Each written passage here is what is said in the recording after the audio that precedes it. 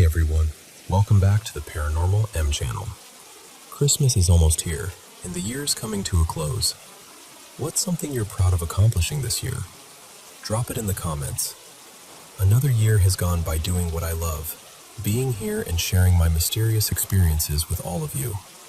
Thank you so much for all the love, for listening, and for supporting the Paranormal M channel.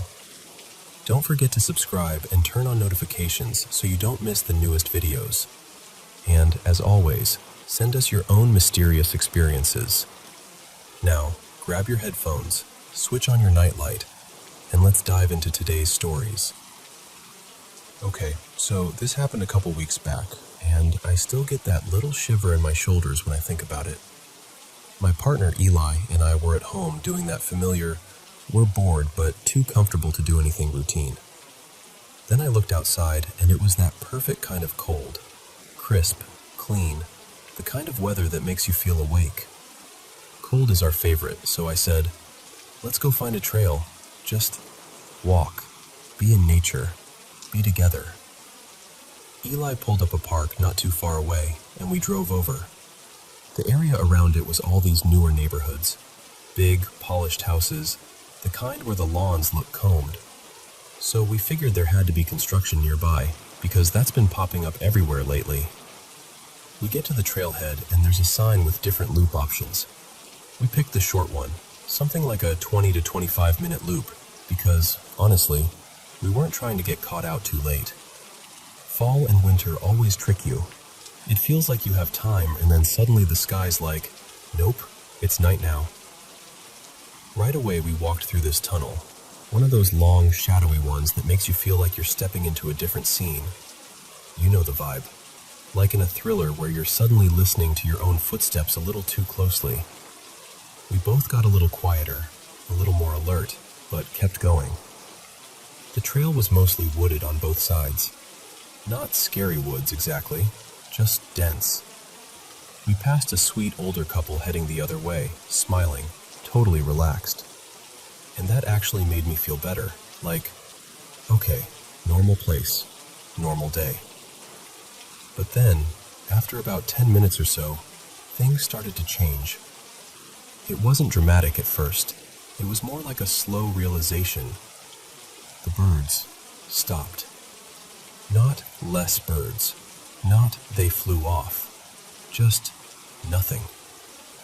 No chirping, no rustling, no little sounds in the brush. It felt like someone turned the volume down on the whole world. We kept walking and came up on part of the trail where you could see some construction area set back a bit, equipment and disturbed earth, but it was clearly after hours. No workers, no trucks running, no noise. Still, no wind either. No traffic sounds. Just this weird, heavy silence. And I swear to you, it got so quiet that it felt loud. Like if I had dropped my keys, it would have sounded like a crash. We stopped. I remember looking at Eli like, "Do you feel that?" before I even said anything. And then we saw it. A black plastic shopping bag, like the kind you get from a store, was just hanging in midair. Not stuck on a branch, not snagged on anything, not whipping around, just floating. And it wasn't close to us either. It was a decent distance up the trail, out in the open where we could clearly see it. And here's the part that makes my skin prickle. It didn't move. It just stayed there like it had been placed in the air on purpose. We stood frozen, staring at it, trying to make it make sense. Because there was no wind. None. Not even that faint drift you feel on your face. The trees weren't swaying. Nothing. I remember thinking, how is that possible? And then, the second we shifted, like the second we started to move again, the bag started to drop, but so slowly.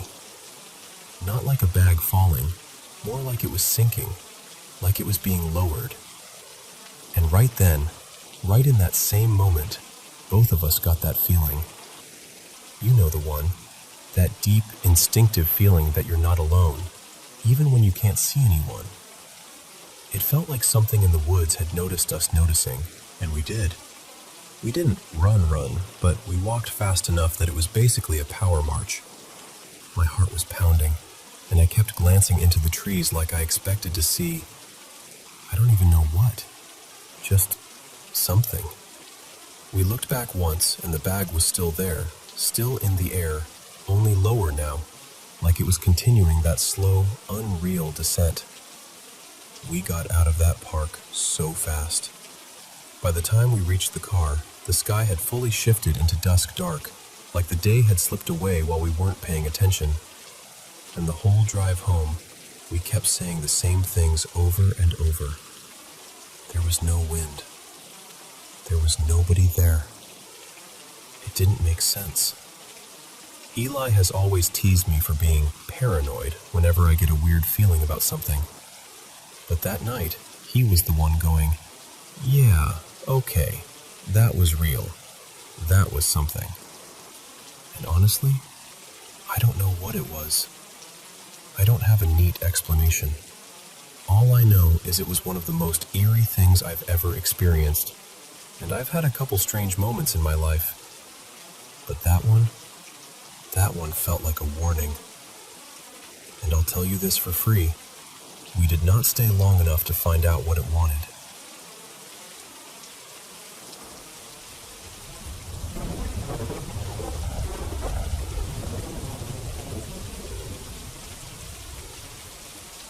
So, I want to tell you about someone I met over and over again in the strangest way, starting when I was about 11. I still can't fully explain it, but I remember it so clearly that it feels stitched into my life. The first time was in a dream. In the dream, I was back at my elementary school. Same hallways, same smell of old cleaning products and chalk dust, like my brain recreated every detail on purpose. And there he was, a man in one of the classrooms. He looked like he'd stepped out of an old photograph. Rumpled suit, heavy shoes, and this worn hat that felt decades out of place. If I had to guess, I'd say he looked like he belonged to the 1940s, not my little school. And the weirdest part? It wasn't just, oh, there's a man. It was like the dream had rules. I remember hearing, not with my ears, more like inside my head, this calm but urgent voice telling me, you have to get to him. So I rushed into the classroom, heart pounding, expecting to find him up close. But it wasn't him. It was only a reflection. Like he was there, but not really there. The reflection was coming from the window, and in the dream my logic was like, okay, then the window is the way through. So I climbed up, pushed myself toward the glass, and somehow ended up outside, on the other side, chasing him through streets that didn't quite look like my town, but also did. You know how dreams do that. I kept running, turning corners, calling out without sound, and every time I thought I was about to catch him, he'd just drift farther away. Always just out of reach. Then, not long after that dream, maybe days later, maybe a week, it's fuzzy. We had one of those late school nights where parents meet with the head teacher. My mom, Marina, couldn't leave me home alone, so she brought me with her. The school felt completely different at night. Quieter, emptier, like the building was holding its breath. While she was in the meeting, I sat by the stairs with my legs pulled in close, trying to keep busy, trying not to feel how huge the shadows looked. And then I saw him again. Same classroom, same place as the dream. But this time, he didn't look like a normal person. He was pale. Not light-skinned pale. More like washed out, almost glowing. Like someone had drained the color out of him. The old hat was still there, the same kind of clothes. It was definitely him, even though he looked more like the kind of ghost people post online with bad filters. I froze. I didn't scream, didn't run. I just sat there on the stairs, staring, because my body didn't know what else to do. He moved, too. Small movements. Turning his head, shifting his weight. pacing slowly inside the classroom like he was waiting for something. But he didn't speak. He didn't gesture. He didn't come toward me. He just looked at me, quietly, steadily, until the meeting ended and my mom came out. I told her on the way home. I remember clutching her hand and talking too fast, trying to get it all out before my courage disappeared. But she brushed it off, smiled that kids have vivid imaginations smile, and told me I was probably tired. I tried to accept that explanation. I really did. But then came the one that still gives me chills. A couple of weeks later, I woke up in my bedroom one morning, half asleep, that heavy, floaty feeling where you're not fully in your body yet. My eyes were still closed, and I suddenly had this sharp sense that I wasn't alone. You know that feeling, right? Like the air changes, like the room has an extra presence inside it. I kept my eyes shut because I was scared. I remember thinking, if I don't look, it can't be real. A completely ordinary human sound, which somehow made it worse. I opened my eyes slowly, barely a slit at first, and there he was, right in front of my bed, close enough that it felt impossible. He looked exactly like the figure at school, all that drained-out whiteness, the old hat, the same era of clothing, like he'd walked out of a different decade and into my room without making a single sound. He just stood there and looked at me. And then, he smiled. Not a scary grin, not threatening, more like recognition. Like he was relieved I finally saw him clearly, like he'd been trying to show up in a way I'd understand. I was absolutely freaking out, don't get me wrong. I couldn't move. But the fear wasn't, he's going to hurt me. It was the shock of seeing something that shouldn't exist, standing in a place that's supposed to be safe. Then I heard my parents from the other room call my name. "Are you okay?" Because apparently they thought I had sneezed. I turned my head toward their voice, said I was fine, forced myself to sound normal. And when I turned back, he was gone. Just gone. Like the air had swallowed him. After that, I didn't see him again the same way. Not in the bright, undeniable, there's a person in the room kind of way. Years passed. I grew up. I tried to file it away under childhood weirdness, but I never forgot him. And honestly, I've always had this pull toward the unconventional. Things people roll their eyes at. Things that don't fit neatly in a box. So when I was around 30, I signed up for a free guided meditation class. Nothing intense, just curiosity. The instructor had this gentle voice, and she asked us to close our eyes, relax, and imagine walking down a staircase. She said that at the bottom, there would be helpers, guides, protectors, whatever you want to call them, waiting for us. And the second she said that, I saw him. Immediately. But this time he wasn't exactly the same. He looked older, heavier somehow, like a different version of himself. The hat wasn't as crisp in my mind, the shape of his face was different, but the feeling was unmistakable. It was him. The same presence, the same signature, like seeing someone's silhouette and knowing who it is before you even make out the details. In the meditation, we were led into this garden space, warm, still, almost glowing. We were told to ask for healing for something we carried, and in my mind, everyone sat in a loose circle. These figures the teacher described, and him among them, calm and quiet, like he'd always been. He didn't do anything dramatic, no grand messages, no booming voice. He was just there, part of the circle, like he belonged. Then the instructor guided us back up the stairs, and the meditation ended. And after that, nothing. I haven't seen him again. But I'll be honest with you, even now, I still think about that man in the old hat. Not like a horror story, more like an unanswered letter. Like something brushed against my life again and again, and left me with this soft, haunting question. Who was he? And why did he find me?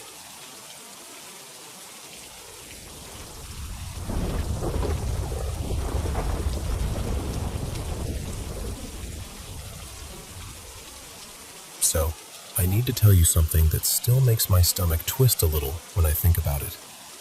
It happened last Monday night, early December. My dad, let's call him Ray because he'll hate me if he knows I'm repeating this, was over at my Aunt Denise's house helping set up for a family birthday. Balloons, streamers, the whole let's make it look cheerful routine. And before I go any further, I've got to be honest about Denise. She's not a kind person.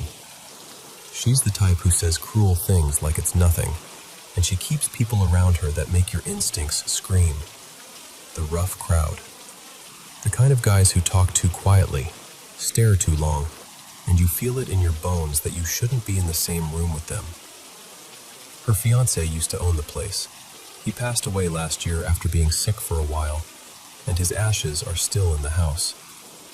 And ever since then, Denise has stayed close with some of his old friends. She calls them her protection, like that's supposed to make it feel safer. One of those friends, this man named Daryl, had been really, really ill with cancer. No wife, no kids, nowhere else to go. So he'd been renting a room there off and on. Anyway, that Monday night, my dad was there mostly by himself. Denise was shut away in her bedroom doing whatever she does, and Daryl wasn't even there. He was supposedly over at his sister's place.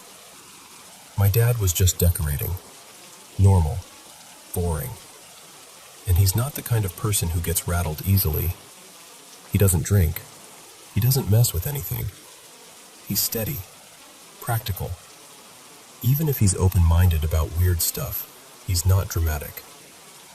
So when he came to me afterward, quiet, serious, I knew something had gotten under his skin.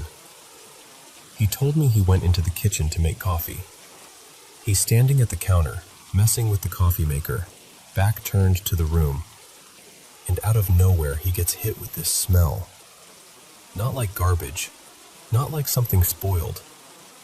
He said it was the kind of stench that makes your brain go, something is wrong, before you even have words for it.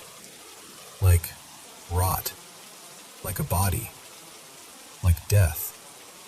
And he said the hair on the back of his neck lifted instantly, like his body knew before his mind did.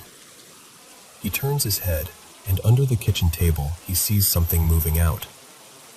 And here's where his voice changed when he told me, like he didn't even want to say it out loud.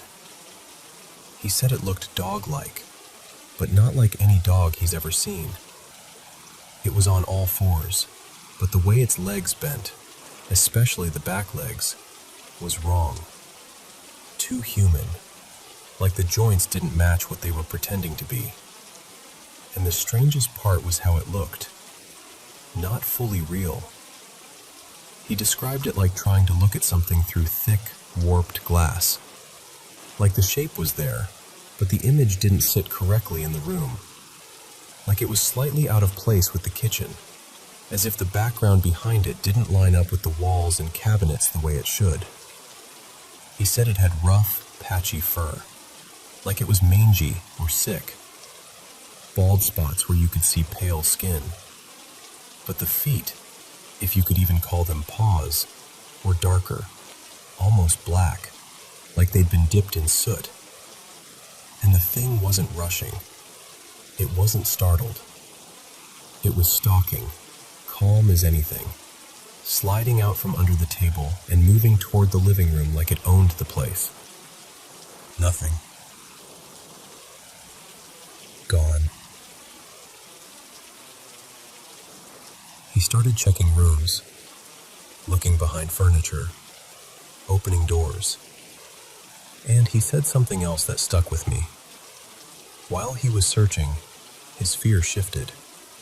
Like the nausea and dread melted into this weird anger, hot and sudden, like something was pushing his emotions, or like the house itself was pressing on him. He didn't find anything. No animal. No explanation. Just that smell, and that image burned into his head. Then the next day, Tuesday, Daryl died. And yes, he was terminal, so it wasn't like lightning out of a clear sky. But the timing. It's hard to ignore the timing. My dad didn't tell me this like a ghost story. He told me like someone confessing something they wished they could unsee. Like it embarrassed him to even say it, but it scared him more to keep it to himself. And now I'm stuck with it, you know? Because if it was just a weird shadow or a trick of the light, fine. But he smelled that smell. He felt it. And he's not the kind of man who invents things for attention. So I keep asking myself the same question. What did he see?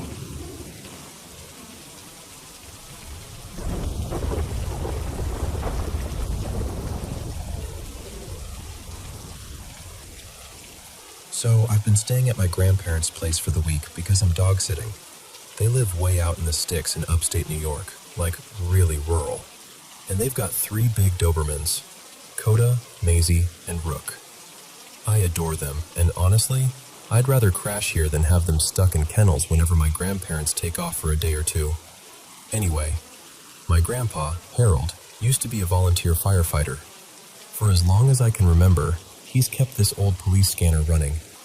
Even though he hasn't been on a fire call in years, that scanner still sits there, crackling and hissing like a little mechanical campfire in the corner of the kitchen. I've grown up with that sound. It's background noise to me. It's the kind of thing you stop hearing unless it suddenly goes quiet. Last night, I was making dinner. Nothing fancy, just trying to keep the dogs from orbiting my knees while I cooked. And I was standing right next to the scanner when something cut through all that familiar static.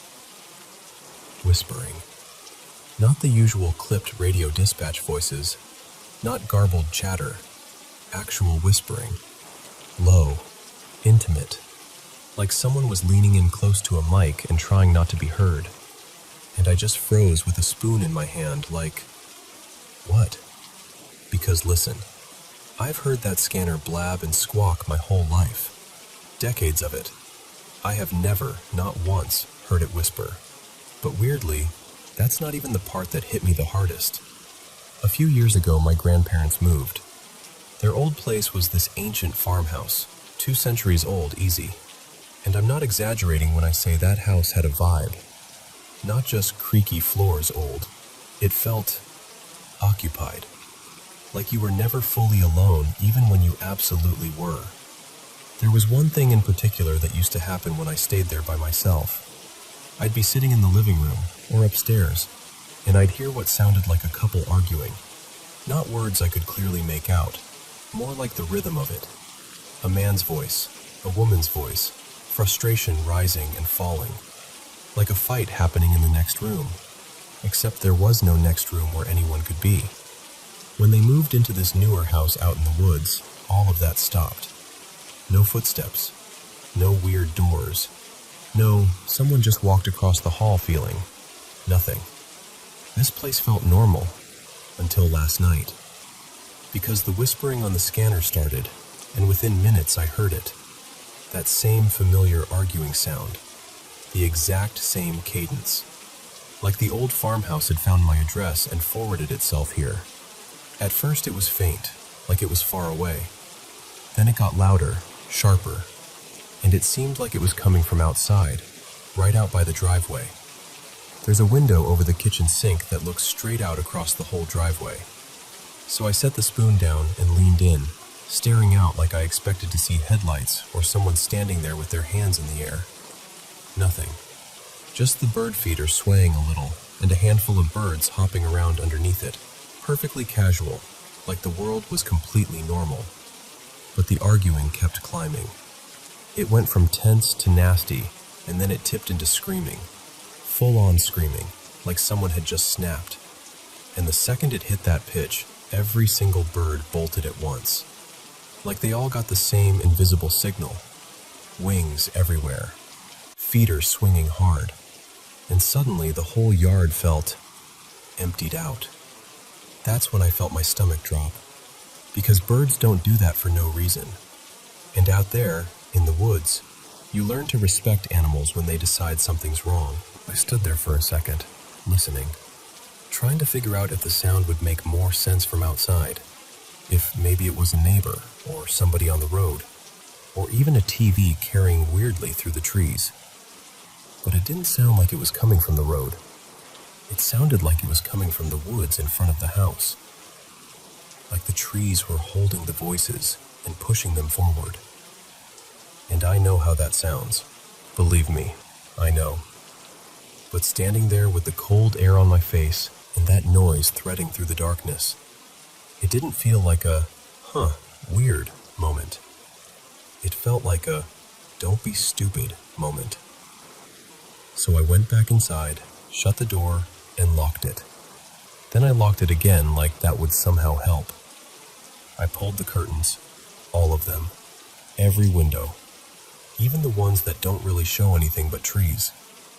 I just needed the house to feel sealed off. The scanner kept crackling. The whispering came and went like it was deciding whether it wanted my attention. I didn't know what you're supposed to do with something like that. Call someone and say, "Hi, can you come over? I think the woods are arguing." So I did the only thing I could think to do. I herded all 3 dogs into the bedroom with me, wedged myself as far from the driveway side of the house as possible, and let them pile up like warm, tense little guardians. I'm not usually the kind of person who panics over every bump and creak. Old houses make sounds. Pipes knock. Wind moves branches. I can talk myself down from a lot. But being alone in the middle of nowhere is different. Out here, you don't get to pretend you're the biggest thing around. You don't get to get careless just because things have been quiet for a while. Whether it's a real person, an animal, or something you can't neatly explain, getting too comfortable out here can come with consequences. So I stayed awake way longer than I wanted to, listening to the silence between the crackles, and feeling those dogs breathe beside me. And I kept thinking the same thing, over and over. This house has been peaceful for years. So why did the old farmhouse's voices show up now?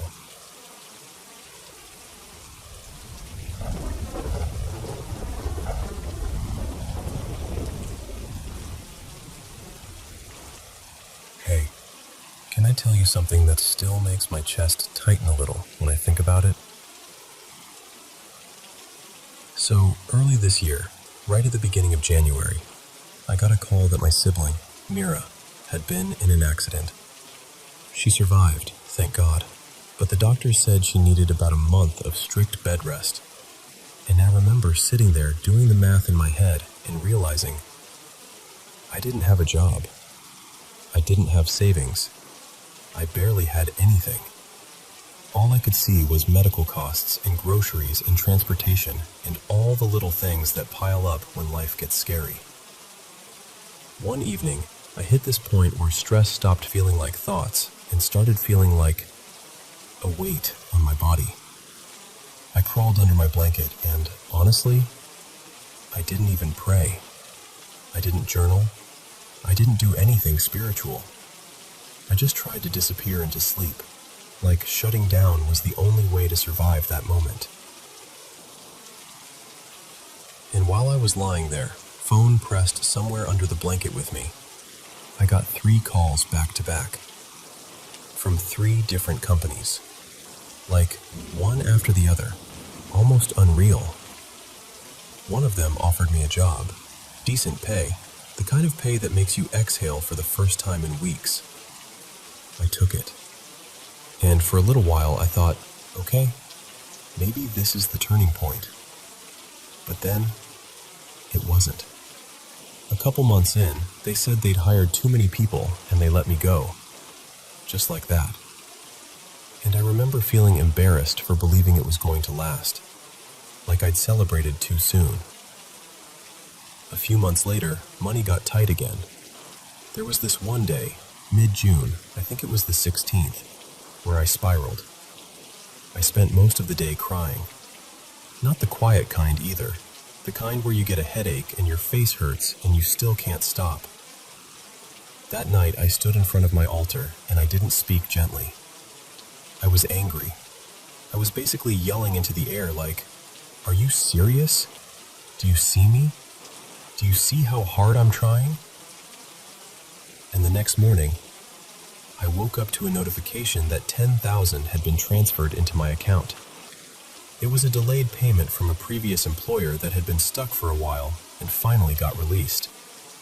The timing was so sharp it almost scared me, like I'd been heard immediately.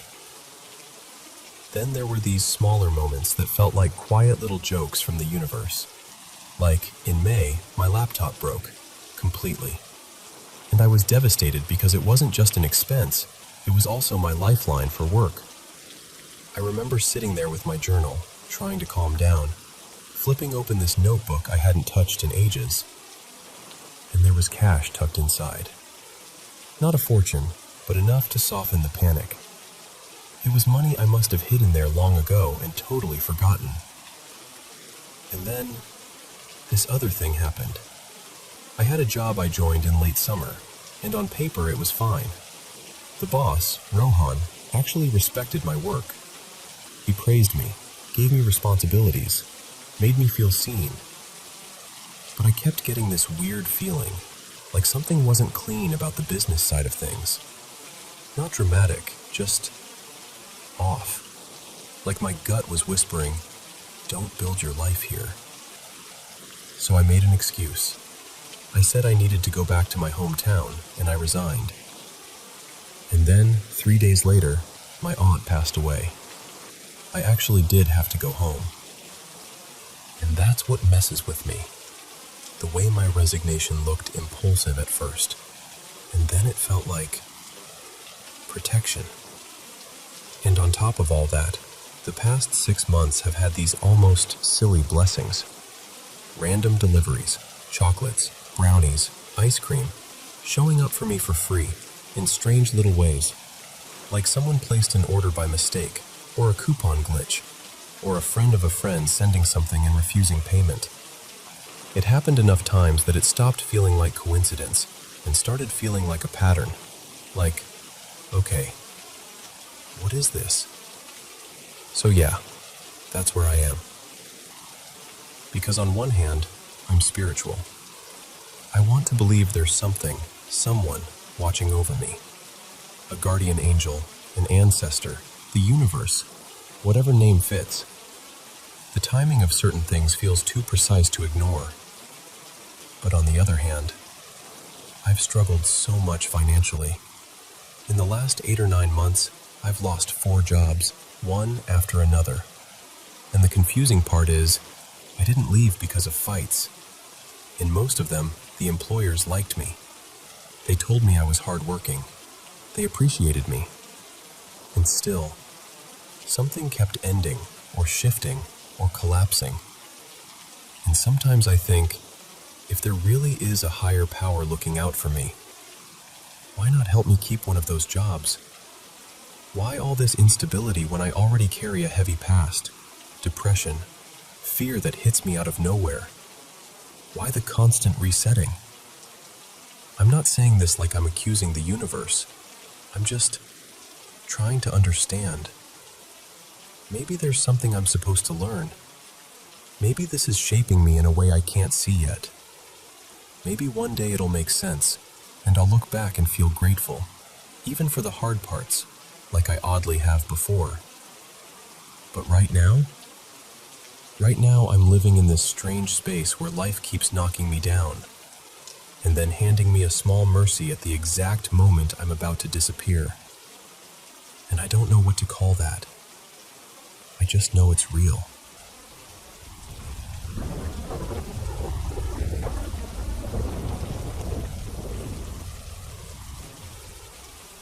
Hey, so I don't really know the right way to say this without sounding dramatic, but I'm just going to be honest with you.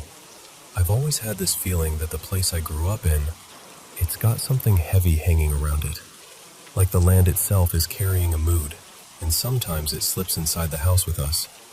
Not every day, not even every week, but often enough that you start watching corners without realizing you're doing it. My grandpa, well, my pap, Eddie, used to talk about seeing people who weren't there. He'd say it like it was no bigger a deal than seeing deer in the yard.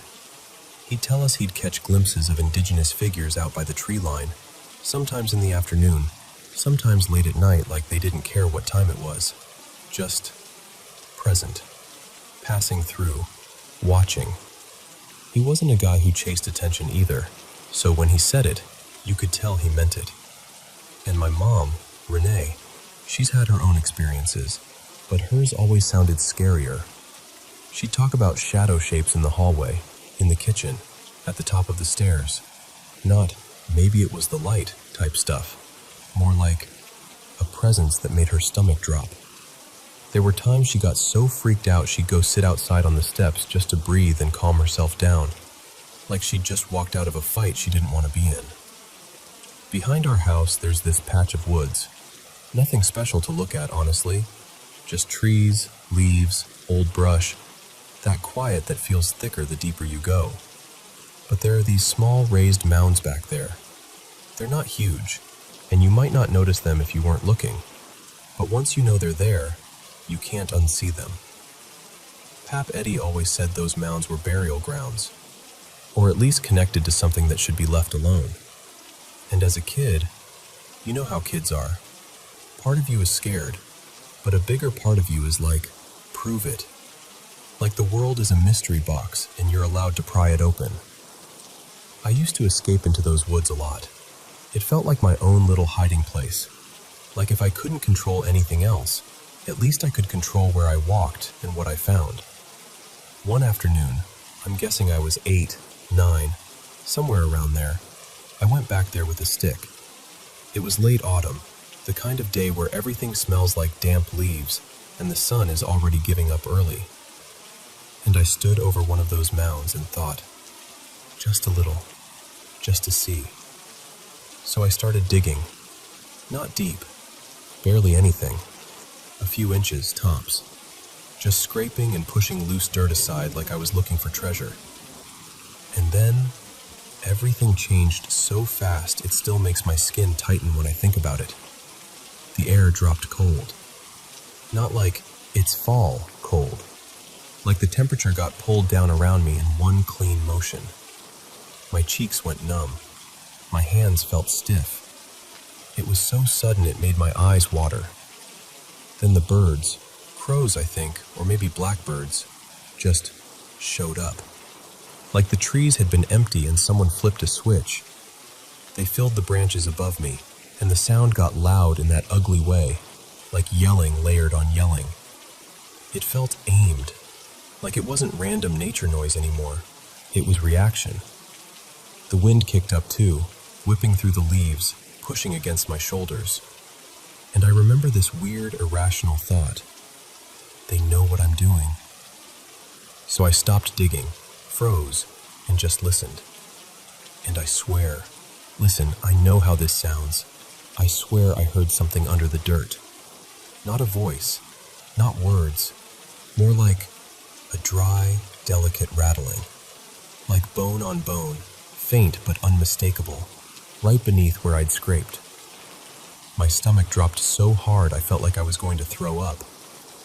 In that moment, whatever it was, stuck to me.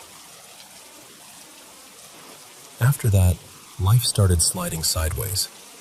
Not like lightning strikes every day, more like a long, steady drip of things going wrong, one after another, in ways that made you look up and go, seriously? Again? My parents split up a couple years later. I'm not going to get into that because it's private and, honestly, we've all worked hard to heal. But the timing always felt like part of the same thread. Then the house started falling apart. Small things first, stuff breaking, leaks, repairs that never seemed to fully solve anything. My mom had to have surgery, thyroid issues, and even though she's okay in the she's still here way, it opened the door to a bunch of ongoing health complications. Nothing immediately life-threatening, but the kind of thing that drains you slowly and changes your entire routine. And me? I've battled my own stuff for a long time. Anxiety that feels like living with a siren in the background. Depression that turns the simplest tasks into a mountain. My room got messy in that way that isn't laziness, it's just a visible symptom. I bounced between jobs. I'd feel hopeful for a minute, then it would slip out of my hands again. I'm working on it now. I'm not saying this for sympathy. I just want you to understand the shape of it. Here's the part that messes with my head. I kept leaving. Like, not in the normal I'm growing up way. I mean leaving young, decisively, like my body knew before my brain did. When I was around 12, I moved away for a while to live with my dad, out of state. Later, as a teenager, I left again to stay with my girlfriend at the time and her family. At the time, I told myself it was love, or missing my dad, or needing a change. But looking back now, older, calmer, I can't help thinking, why did I feel such a strong pull to get out? I wasn't being abused. My mom loved me. The house wasn't bad in the normal ways. And yet, I kept choosing distance like it was survival. And then recently, this happened. We had our roof redone. Brand new. Solid. We were relieved, like, finally, something fixed. And within a couple weeks, a dead tree came down in a storm and landed right over the spot where I sleep, right above where my head would have been. If the roof hadn't been redone, I don't even like finishing that thought. What's creepy is, we've had stronger winds before. Big ones. The kind that make the house groan. That tree never fell then. But right after we fixed the roof, that's when it drops. It felt personal in this cold, silent way, like the house was saying, "Oh, you thought you were getting ahead?" And there are other stories too. I could seriously go on forever. Our old dog, Buddy, after he passed, there were things that happened that still make my throat tighten. And our other dog, Daisy, same kind of thing. Like the house couldn't just let grief be grief. It had to add a strange little punctuation mark to it. That's what I keep circling back to. The amount of it. The stacking. The way it doesn't feel like one bad year. It feels like a pattern with a personality. At the same time, I'm not some hardcore paranormal person. I'm not out here yelling curse every time a cupboard creaks. Part of me knows coincidence is real, and life is messy, and families go through things. But another part of me, the part that remembers the sudden cold and those birds and that dry rattling under the dirt, that part wonders if I stirred something up as a kid, or if something was already there and I just tapped on the wrong door. I've always been the kind of person who picks up on people's moods too. I can walk into a room and feel when someone's hurting, even if they're smiling. I don't know if that means I'm empathic, or if I'm just observant and anxious and wired to notice shifts. But it makes this whole thing harder, because sometimes I can't tell what's intuition and what's my own fear echoing back at me. So yeah, that's the story. I don't have a neat ending. I don't have proof. I just have a house that feels like it's holding its breath, a childhood moment that still feels too sharp to be nothing, and this long trail of misfortune that keeps nudging me like, look closer. And some nights, lying there, I catch myself thinking, what if the land remembers? What if the house remembers? What if I didn't just dig into dirt? What if I dug into something that doesn't like being disturbed?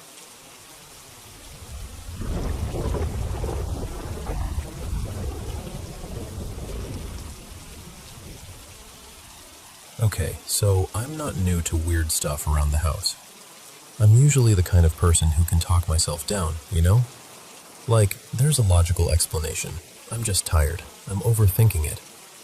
I've gotten pretty good at that over the years. But every now and then, something happens that makes it harder to laugh off. Like that awful feeling of being watched. Not the casual, that was creepy kind. I mean the intense kind. where your skin goes prickly, your stomach drops, and you can almost feel your body gearing up to run even though you're standing perfectly still. Or little tech things that make no sense. Our smart speaker, ours is a Google one, not Alexa, will randomly crank itself up to a ridiculous volume. Like, it's usually set around 2 or 3, and suddenly it's blasting at 9 or 10 and announcing, "Sorry, I didn't catch that," when nobody has said a word. And sure, I know tech glitches happen, but it always seems to happen at the worst times, when the house is quiet. And then there was this one night a while back, maybe 3 months ago, around 2 a.m. I was in bed, half asleep, and someone knocked on my bedroom door. Not a soft knock, a loud, solid knock. The kind where you instantly sit up and your heart starts thumping. So I got up and opened the door right away, and there was no one there. At first, I told myself it had to be one of my parents messing with me or needing something. Except, both of them were asleep in their room, which is on the other side of the house. And the thing is, I'm weirdly tuned into the sounds of the house. I can hear everything. I can tell when someone opens their door, when the bathroom light flips on, even the creak patterns in the hallway floor. That night, nothing. No footsteps, no doors, no movement. Just the knock. I even checked. I walked a little further out, looked around, listened. Nothing. Still, I shoved it down and tried to convince myself it had to be my dad or my mom, even when I brought it up the next day and they both swore, seriously swore, it wasn't them. So I filed it away as one of those things and tried to move on. But then more recently, like maybe 6 or 7 weeks ago, I was downstairs with my mom, Lena, watching TV. She paused the show to go upstairs and use the bathroom, and I stayed down to make us tea. Just normal, boring, cozy stuff. She'd only been upstairs for about a minute when I heard her call my name. Clear as day. Not muffled, not distant. Just my name, like she was standing at the top of the stairs. So I walked over toward the stairs, about to answer, and at the exact same time she starts coming down. And before I can even speak, she goes, "Did you just shout for me?" And I remember just staring at her like, "What?" I said, "No, I thought you shouted for me." We both kind of laughed, because what else do you do? That nervous little laugh people do when something unsettles them, but they don't want to admit it. And we brushed it off like, okay, creepy, and carried on. But then tonight, she comes into my room and she looks, not panicked, but serious. Like she just heard something she didn't want to repeat. And she tells me my dad, Marcus, who is so skeptical, like the type to roll his eyes at any paranormal conversation, said something happened last night. Apparently Lena had already gone to bed, and my dad stayed downstairs to finish a movie. He was alone, lights low, the usual, and he hears Lena whisper call his name. He was so sure of it that he actually got up and went into the kitchen, expecting to see her standing there or needing something. But the kitchen was empty. The only thing out of place was a cupboard door standing open, one of the higher ones, like it had been left that way or pulled open. So he checks the house, then goes upstairs to see if Lena's up. She's in bed, door closed, properly asleep, like deep asleep. Not fake asleep, not I just got back into bed, just gone. And for my dad to admit it bothered him, that's what got me. Because he doesn't entertain this stuff. He doesn't want it to be weird. He's the there's always an explanation person. And I'm sitting here now thinking, okay, this is starting to stack up. Because it's not just bumps in the night anymore. It's not just my imagination, or my anxiety, or a random tech glitch. It's voices, familiar voices, calling names, perfectly normal, everyday sounds, except the person they belong to isn't there. And it's honestly starting to get under my skin. I don't even know what I believe. I'm not sitting here like, it's definitely a ghost. That doesn't feel right to me. But I also don't know what else to call it. I went down a rabbit hole the other night, because of course I did, and I read about this idea of mimics. Stuff that copies voices, tries to lure you, tries to get your attention by sounding like someone you trust. And I don't know how much of that is folklore and how much is people freaking themselves out online. But it made my stomach turn a little, because the pattern fits in a way I don't like. The thing is, we've lived in this house for 15 years. 15. And nothing like this has ever happened. Not like this.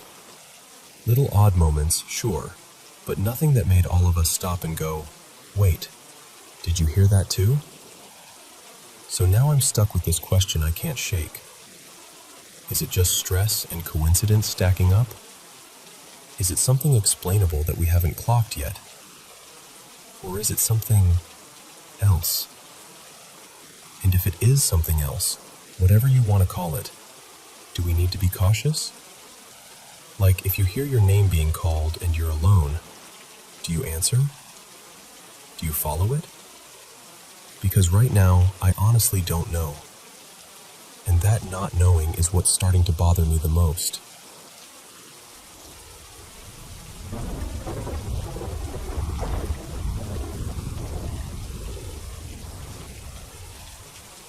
So, let me tell you about the apartment that still messes with my head a little, even now. It started when I was 18. This was late 2018, right before everything in the world started feeling weird for other reasons. I'd just moved in with my mom for a while. She'd gone back to the town I grew up in, the same area where my dad still lived, even though they weren't together. I figured it would be a fresh start for both of us, you know?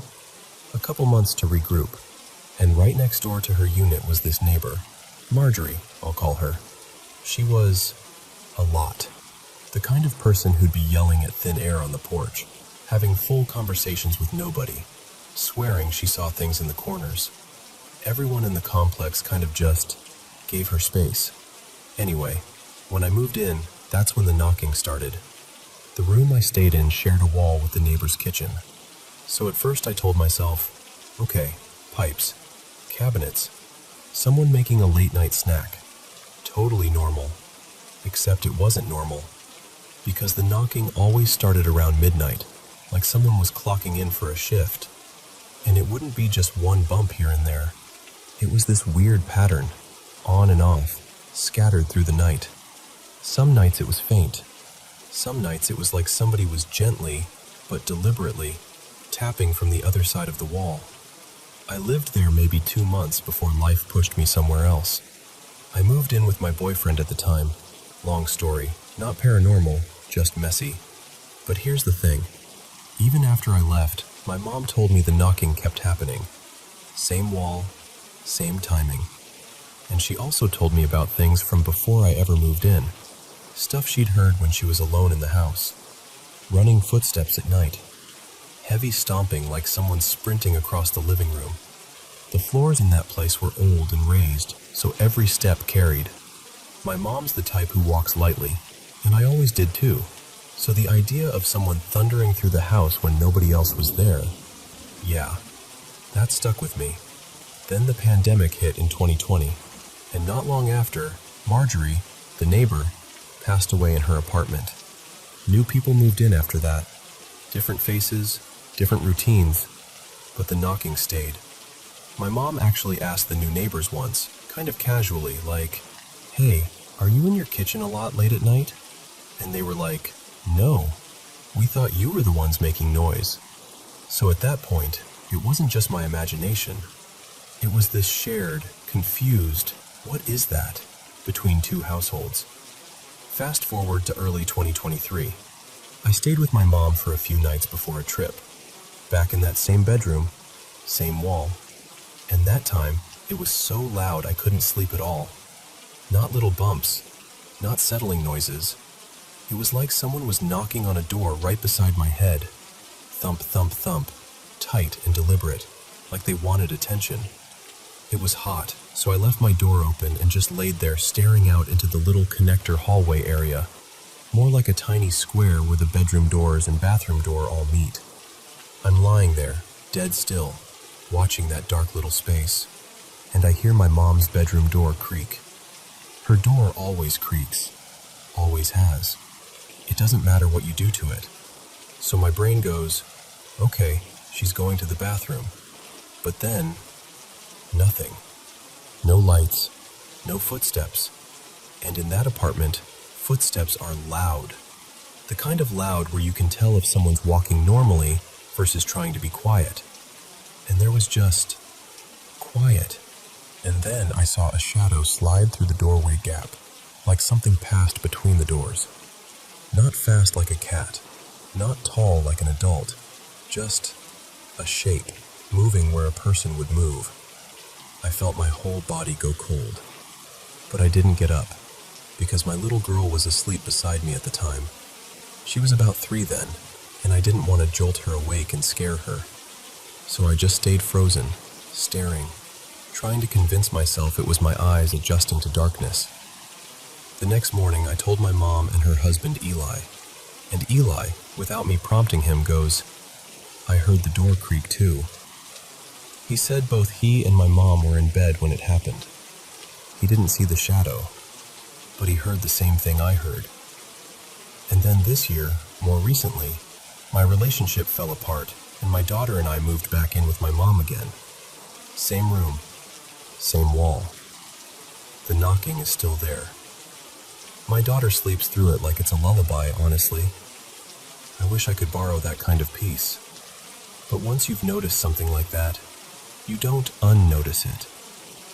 And then the other stuff started. Let me just run through it in order, because when I say it out loud, it sounds ridiculous.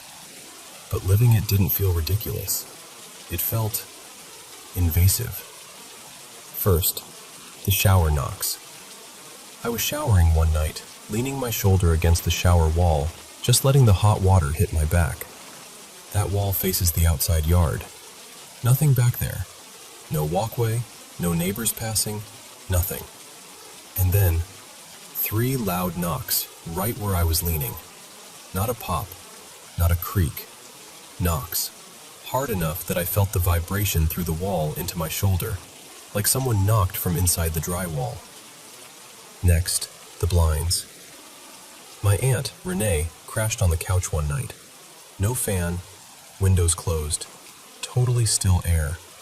And she sits straight up and goes, "Did you hear that?"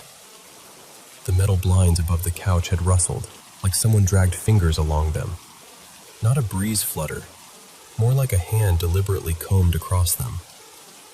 Then, the curtain thing. My mom was on that same couch another night, and she suddenly jerks and grabs the back of her head like something touched her.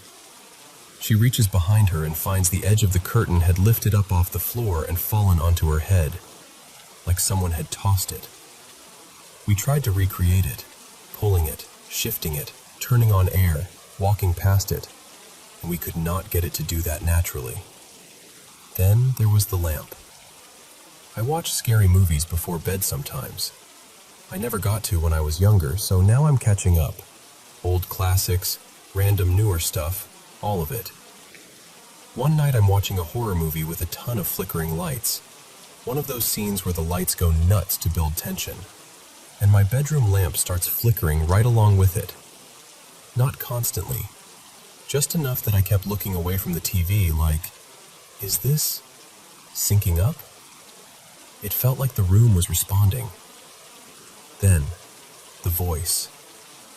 This one wasn't mine, but it was about me. My mom and Eli told me that one morning, while I was asleep, they were getting ready for work and they heard my voice come from the living room. Even the dog turned its head toward the sound. And my voice, my exact tone, said sarcastically, "Okay." But I was asleep, in the bedroom, door shut. And then the thing that finally made my stomach drop. The night my daughter started talking about cracks in the wall, and she goes, very quietly, like she's narrating something, "The wall is cracking. And I remember thinking, that is not a phrase a 3-year-old casually says. Then she says it again, but this time with excitement, like she's watching something interesting. The wall is cracking. And then she whispers, like it's a secret. It's coming through. I'm staring at the wall so hard my eyes hurt. I can see nothing. No marks, no movement, no cracks. I ask her, "What's coming through, baby?" And she says, so casually, like she's naming an animal, "The monster." And then she starts giggling, like it's funny, like she's playing with it. I'm trying to stay calm because I don't want her to absorb fear from me. So I ask her what it looks like, and she describes it. A black face, a frown, tongue sticking out, like it's making a weird expression at her. She says it's scary, but she's not actually scared, more like she's entertained. She even made faces back at the wall, like it was a game. Eventually, she fell asleep again. I did not. I stayed awake listening to every tiny sound in that room. In the morning, I asked her about it, expecting the story to wobble the way kid stories do. But she looked right at the wall and said plainly, "The cracks are gone now." Same details, same description, same calm certainty. And then, last night, I woke up at 2 a.m. on the dot, the same time I noticed the weird cracking conversation happened before, and the bedroom door was open. I always sleep with that door shut. Always. It was open wide enough that it felt intentional. My first thought was my daughter had gotten up, wandered out, maybe went to my mom's room. But she was still asleep in her own bed. So I got up and shut the door. And the second I did, my window fan stopped. The light on it stayed on, but the blades just quit, like it got tired, like it got switched off without being switched off. I had to physically turn it off and back on to get it spinning again. And I stood there in the dark, holding my breath, just thinking, maybe none of these things mean anything. Maybe it's old wiring, old walls, an old building settling. But when it's the same room, the same wall, the same time of night, and your kid is staring at it like she sees something you can't, it stops feeling like random noise. It starts feeling like something's been trying, for a long time, to get noticed.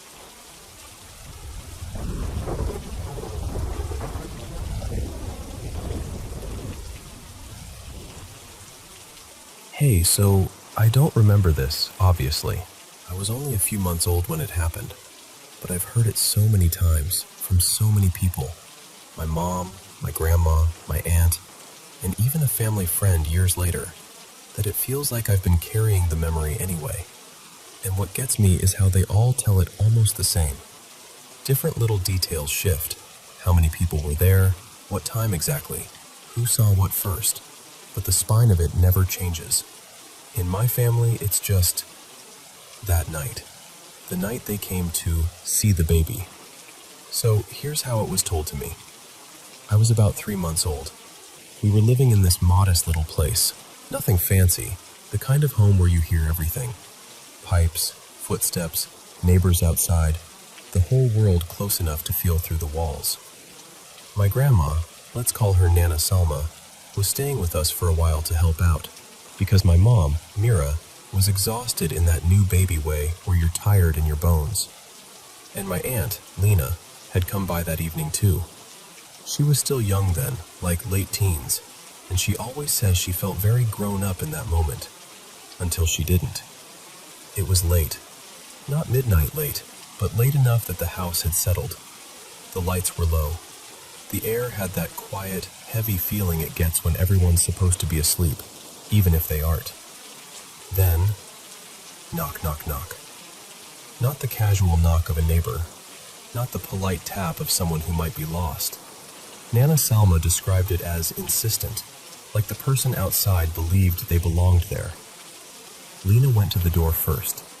She always tells it like she was annoyed more than scared at the beginning, because what kind of person knocks that late, She peeks through whatever small window or gap she can, and she sees a group of women standing there. Now, here's one of those details that changes depending on who's talking. My mom says it was 5 women. Lena insists it was 3, maybe 4 at most. And everyone shrugs when they argue about it, because this was decades ago, and fear does weird things to memory. But the one thing they all agree on is how they looked. They were covered. Headscarves pulled forward, shawls draped in a way that hid most of their hair and bodies. My mom says she couldn't really read their faces, like the light hit them wrong, or like they kept themselves angled away. She could clearly see one face, though, and she still describes it as strangely calm. Not friendly, just calm. Like a person asking for something they're sure they'll get. One of them spoke and said, very simply, "We came to meet the child."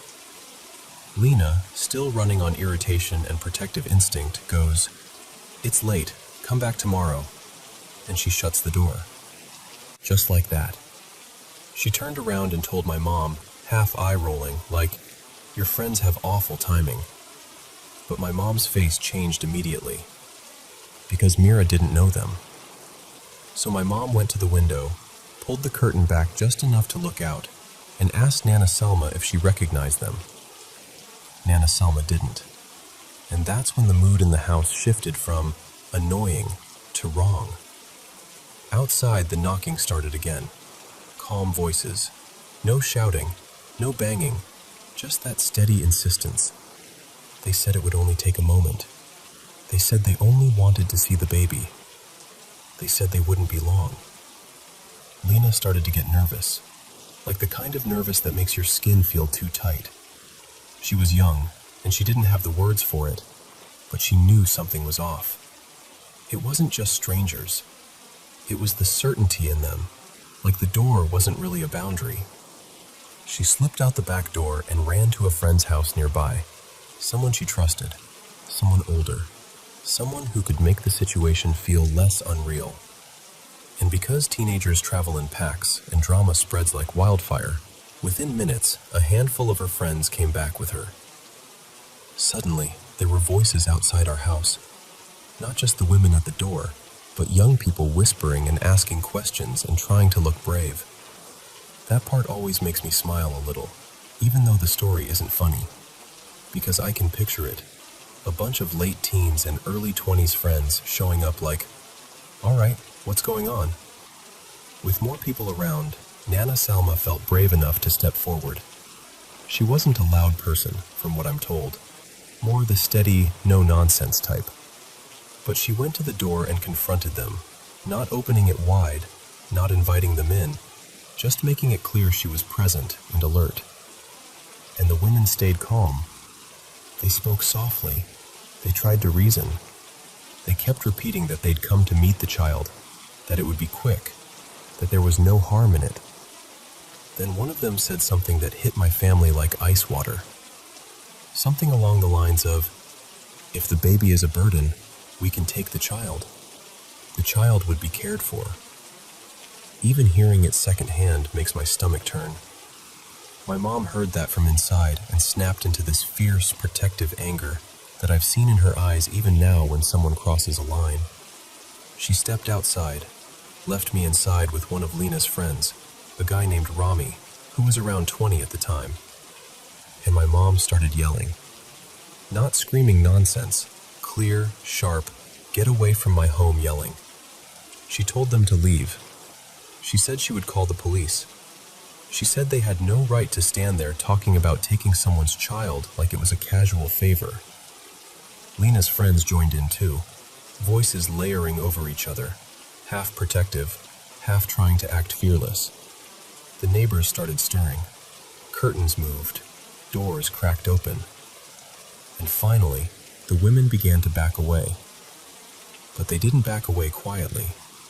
My mom says they cursed, spat out bitter words about her, about the house, about the family. And then, like a switch flipped, they turned and started moving fast. Lena's friends, full of adrenaline and youth and that dumb belief that nothing truly terrible can happen, ran after them. Not to catch them exactly, more like to scare them off, to chase them away from the neighborhood. It was chaotic, a bunch of young people sprinting down the street at night, laughing in that nervous, reckless way. And then the night turned tragic. They chased them toward this messy area, some kind of lot with abandoned junk, wires, scrap, the kind of place you shouldn't run through even in daylight. In the confusion, one of the girls in the group, Huda, that's the name I've always heard, split off from the others. She took a different route, maybe trying to cut them off, maybe just panicking, and she didn't see what was in her path. The way my family tells it, it happened in a second. A horrible accident. The kind of thing that makes a whole group of people go silent all at once, like the world loses its breath. They never describe it in detail anymore, thank God. They just say she died, and that it was sudden, and that nobody was the same after. While all of that was happening outside, neighbors gathering, my mom and Nana Salma trying to understand what they'd just heard, the street buzzing with panic. I was inside. Just me and Rami. He said I was so small, just lying there. And then, out of nowhere, I sat up, on my own. And I looked at him, really looked at him. And in a clear voice I asked, "What are you afraid of?" Rami swears on everything that it wasn't baby noise. It wasn't a coo or a laugh that someone wanted to interpret. He says it was words, calm words, like a question meant to land. And he froze. He said his whole body went cold, like something had stepped into the room. Then he heard something else, a laugh. He looked up toward the window, toward the tree outside, and he saw a man. Not just any man, a man in a suit, too neat for that moment, too out of place, sitting or standing up in the branches like it was normal, watching and laughing like he found the whole thing entertaining. Rami panicked and bolted out of the house, shouting for my mom. When my mom and Nana Selma rushed back in, my mom says she saw me sitting upright like someone had propped me up. And then, as if whatever was holding me let go, I fell back onto the bed and started screaming. Screaming so hard it sounded like my little body might split apart. Two neighbors later told Nana Selma they'd seen the man in the tree too. They swore it. But when people looked again, he was gone. After that night, my family didn't stay. They packed up fast. My mom took me, Nana Salma helped, and they went to Nana Salma's place for a few weeks while my mom figured out somewhere new to live. The house didn't feel safe anymore, not because the doors couldn't lock, but because the whole world felt like it had leaned in too close. There were police at some point, mostly because of Huda. Some of Lena's friends wanted to blame the women, because grief needs somewhere to go. But the official story, the one that stayed on paper, was that it was an accident. A terrible accident during a reckless chase in a dangerous place. And the women? They were never seen again. Here's the strange little epilogue my mom always adds, like she can't help it. She says that for a while after, random people would stop her in the street and press small gifts into her hands for the baby. A bracelet, a necklace, tiny trinkets. The kind of things you'd normally think were sweet, except in the shadow of that night, it felt eerie, like echoes, like someone still knew where we were. And then, it faded. Years later, I ran into Rami again, older, calmer, but still carrying that memory like a scar. He told me that night pulled him off a path he didn't want to admit he was on.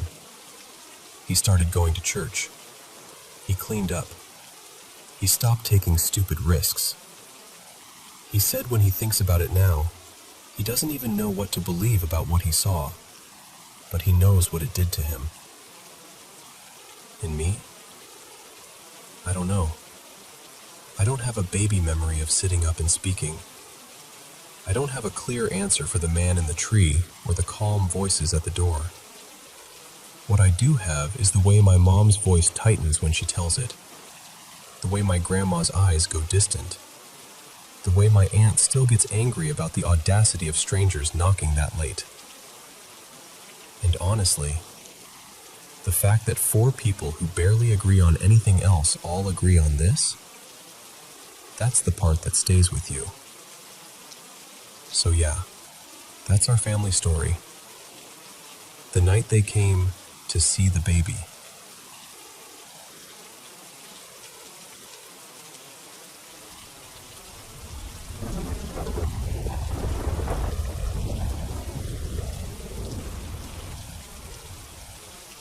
So, here's something I don't tell people very often, because it sounds like the kind of story you're supposed to laugh off. But I can't, because I was there, and my mom was there, and we both heard and saw enough that it stopped feeling like nothing. I left home young. I was 16 when I moved out to another state, and after that, I didn't speak to my family for almost a decade. No calls, no visits, just gone. Then eventually, life softened a little, and I started coming back now and then. I'd stay a few days at my mom's place. Her name's Marisol, by the way. And I'd notice little things. Not full-on horror movie stuff, just odd moments that made you pause. A few years later, I got a job in her city, and I started staying with her for stretches. Never the whole year, but a few months at a time. That's when the house stopped being a little weird and started feeling aware. One morning, I woke up to the sound of footsteps upstairs. Not adult footsteps, small, fast ones. Like kids sprinting down the hallway and pounding up and down the stairs, back and forth, back and forth. At first, I genuinely thought, oh, maybe my aunt dropped the cousins off, because it was that clear, that real. And then my phone buzzed. It was my mom texting me from her bedroom. Do you hear that? I remember just sitting up in bed, staring at the screen, because that was the moment my brain went, wait, you hear it too? She texted again and said she'd just woken up and the doors were locked. No one should have been in the house. The running went on for maybe another minute or two, long enough for the hair on my arms to lift. And then it stopped so suddenly it felt like someone hit mute. And right after that, this loud, heavy bang. It hit her bedroom door like a fist or a shoulder, hard enough that she screamed. The house went dead quiet immediately after. We checked everything. All locked. No sign of anyone. Cameras were only set up downstairs, and when we looked later, nothing showed up. No movement, no person, no explanation. Another time, we were downstairs in the living room in the middle of the day. Bright out, sunlight coming through the windows. We were watching some random movie, relaxed, just the two of us. And then, out of nowhere, we both saw it. A shadow moved across the stairwell opening, like someone passing from one room to another at the top of the stairs. Not a flicker, not a car headlight. It had the shape and pace of a person walking. Marisol paused the movie without even looking for the remote. We just stared at the stairs like we were waiting for someone to come down and say, "Oh hey, didn't know you were home." Nothing happened. We checked locks again, checked rooms. No one. There were other smaller things, little moments you could almost explain if you forced yourself to. But the worst one, the one that still makes my stomach tighten, happened on my last night before I went back to my own place. It was late, and we were in the backyard. Just me and her, sitting close, sharing a cigarette, talking about nothing important. The house behind us was quiet. No TV on, no music, no other people inside. Marisol stood up and said she was going in for a minute.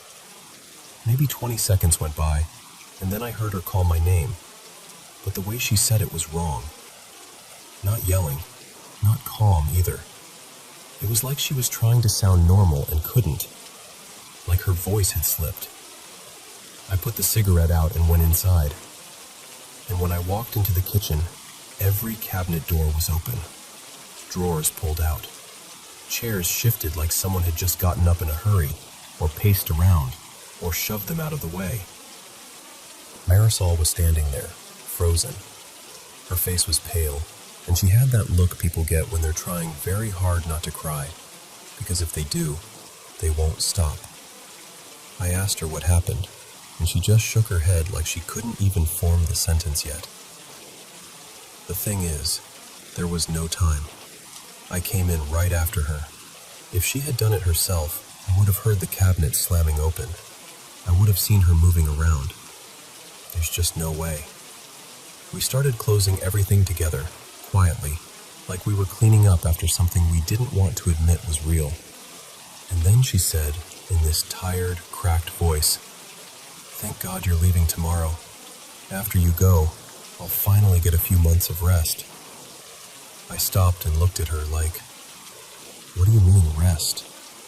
And that's when she told me something I didn't expect. She said the house always has little moments. She's lived with them long enough that she tries to ignore them. But whenever I'm there, whenever I'm staying in that house, the activity gets worse. Louder, more aggressive. The whole place feels heavier, like the air changes. And she admitted she hadn't told me because she was scared I'd stop coming back. She said, "I already lost you once. I can't lose you again." That part broke me a little, because it wasn't just fear of the house. It was fear of being alone in it. And the weirdest thing is, I've had strange experiences in my own home too. I can't pretend I haven't. But for some reason, at her house, it doesn't feel directed at me. It doesn't feel like it's after me. It feels like the house is reacting to me being there. Like I'm a match, and that place is dry kindling, quiet until I walk in, and then suddenly everything catches.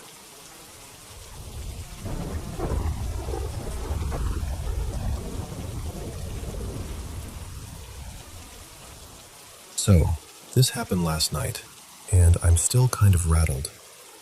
I'm house sitting, well, dog sitting, for some family friends of my mom's. I'm staying at their place for 4 days while they're out of town, sleeping there with their dog, Moose.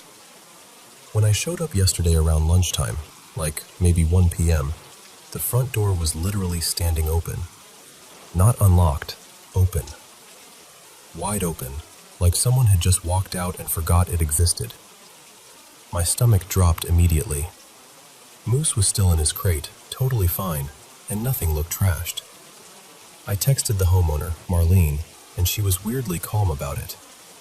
She was like, "Oh, honestly, we were rushing to the airport. We might have left it unlatched, and if there was a breeze, it could have pushed it." Which, okay, sure, maybe. But I couldn't shake the thought that someone could have been inside. It's a big house, 3 stories plus a finished basement, so I did this full-on, slightly unhinged sweep of the entire place. Every room, every bathroom, every corner that could hide a person. I checked behind shower curtains like I was in a horror movie. Eventually, I convinced myself I was alone, but I still felt off. Later that night, I went out with a couple of friends, Nina and Jonah, and they drove me back. They wanted to meet Moose, so I let them in, and I told them about the door situation because it was still bugging me. They were immediately like, "Yeah, no, that's creepy," and insisted we do another quick check together. Everything seemed normal, until we got to the guest room where I was sleeping.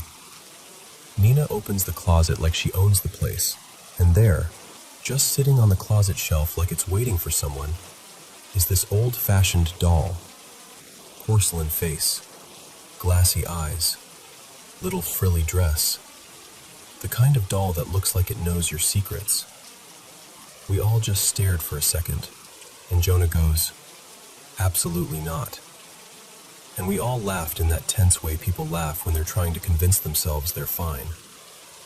I remember joking like, "Great, love that I have to sleep in here with that." Then we closed the closet doors, like, firmly, and moved on, finished walking around, and they left. And this is where it gets worse. The second they left, I realized my phone was basically dead. I start wandering around trying to find a charger, and while I'm looking, I hear these faint creaking sounds from upstairs. You know that sound houses make at night, like someone shifting their weight on the floorboards? I told myself it was just the house settling, or moose moving around. To calm myself down, I turned on the TV in the guest room, thinking I'd just have some noise and stop spiraling. I'm scrolling through stuff to watch when Moose suddenly starts barking. Like, not normal, someone's at the door barking. This was deep, aggressive, non-stop barking. And he was looking straight at the closet. My skin went cold. I didn't even want to turn my head, but I did. And Moose is planted there like a little guard dog statue, barking at the closet doors like something was behind them. And I swear to you, it felt like my whole body had one single thought. Leave. Now. So I grabbed my keys, scooped Moose out of the room, and got out of the house. I didn't even finish finding a charger. I just left. I ended up crashing at Nina's place because I couldn't make myself go back inside alone. We walk into the guest room, and I'm already bracing myself, like, okay, the doll is still going to be in the closet, and I'm going to feel stupid for freaking out. Nina opens the closet. The shelf is empty. And then we both turn, because the doll is no longer in the closet. It's sitting on the dresser across from the bed, propped upright, like someone carefully placed it there, facing the doorway, like it was watching the room. Nina actually yelled, like a real startled noise, and I just froze. I felt like my brain couldn't decide whether to panic or laugh or cry. All day, I kept texting my friends, basically begging someone to admit it was a prank. Like, please, tell me you moved it. Tell me you're messing with me. I don't even believe in haunted dolls. I'm not that person. I want the boring explanation. But nobody confessed. Not even Jonah, who would absolutely take credit if he did something like that. And honestly, they didn't look entertained. They looked genuinely freaked out. Like, too freaked out to be lying. So now I'm supposed to sleep there for 3 more nights, and I'm sitting here wondering how a doll ends up moving from a closed closet to the top of a dresser when the house was locked and I wasn't even there. And I keep circling back to the same question that I hate even asking. Is it possible it moved on its own?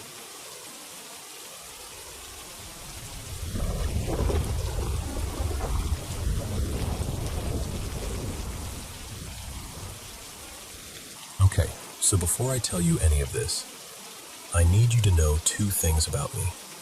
1, I'm a spiritual person. I do believe there are things we can't explain. 2, I'm also annoyingly skeptical. Like, I'll sit there for hours trying to come up with a logical reason for something before I ever let myself whisper the word paranormal. So when I say some of this still doesn't add up, I really mean it. So, we moved into this house a little over 6 years ago, right before my sophomore year of high school. It was just me, my mom, her name's Marissa, and my dog, Atlas. No dad in the picture, not really. Just the 3 of us trying to make a home feel like a home. And the very first night we moved in, the house pulled something on us. I remember hearing Marissa lock the front door, and then I heard her jog upstairs like she was going to wash her face, brush her teeth, that kind of end-of-day routine. I stayed downstairs because I wanted a cookie. Like, after a day of hauling boxes around, I felt entitled to a cookie. I'm in the kitchen, half in a cabinet, when there's a knock at the front door. Just a normal knock. Firm, like someone who expects you to answer. I froze, because who knocks that late on move-in night? And then I hear Marissa's voice from outside, tight, embarrassed, a little panicky, saying she'd gone back out to grab something from the car and the door had locked behind her. So right away, it's like the house wanted us to know. I can lock you out whenever I want. Nothing huge happened for a while after that. Or maybe it did, and I just didn't have the language for it yet. Mostly it was a feeling, like the air in the dining room was heavier than the rest of the house. Like if you sat in there too long, you'd start glancing over your shoulder for no reason. I used to tell myself it was just the lighting, or the way sound carried, or the fact that the room always felt a little colder. But then I left for college, and when I came back, it was different. Like something had shifted while I was gone. I have a few theories, and honestly, I go back and forth on them. Marissa had brought home this antique grandfather clock sometime after I moved out. Beautiful, old, the kind that makes the room feel older just by existing in it. That's theory number 1, the clock. Theory number 2 is that whatever had been quiet while I lived there didn't like that I was gone. Like I'd been some kind of accidental anchor, and once I left, it had more room to breathe. And theory number 3, this one is the hardest to say out loud, is that it feeds on emotion. Because my mom was having a rough time. Not just missing me, but other personal stuff too. The house wasn't peaceful for a while. It was heavy. Whatever the reason, the thing didn't feel like it lived in the dining room anymore. It felt like it had moved into the living room, right near that clock. And after that, it started to migrate. Like it didn't have one spot. It had a route. The first time I got genuinely scared again was during winter break. Marissa was upstairs wrapping gifts, and I was in the living room with Atlas. He was sprawled out next to me, calm, sleepy. And then out of nowhere he stood up, stiff, and started doing this low whine. Not like he needed to go out, not like he heard a squirrel, more like, please don't make me look at that. And I swear to you, his back leg jerked like someone had tugged it. Not a cramp, not a twitch. It pulled in a way that made my stomach drop. I jumped up and rushed to him, thinking he'd somehow injured himself, like he broke something. And right then, right after I grabbed him, I heard a crash. So I yelled her name and ran toward the dining room. And there, scattered across the floor like confetti made of danger, or shards of glass, a candle holder, empty, sitting on a sideboard earlier, had been thrown from the dining room into the kitchen. Not tipped over, not slid off. Thrown. The fragments were everywhere, wall to wall, like something wanted to prove it could reach across rooms. Marissa came halfway down the stairs, white-faced, asking what happened, and all I could do was stand there with Atlas pressed against my legs and say, I don't know, because I truly didn't. I kept trying to replay it. Wind, vibration, a truck passing, the dog bumping furniture, but it didn't make sense. The angle didn't make sense. The distance didn't make sense. After that, the smaller things started. At night, I'd hear scratching above my room. Not the cute kind where you tell yourself it's a squirrel. It sounded deliberate, like nails dragging, stopping, starting again. And the weirdest part was this. When I'd sit up and listen, really listen, it would stop. Like it knew I was paying attention. Then I'd lay back down, tell myself I was being ridiculous, close my eyes, and it would start again. Sometimes faster, like it was annoyed I'd challenged it.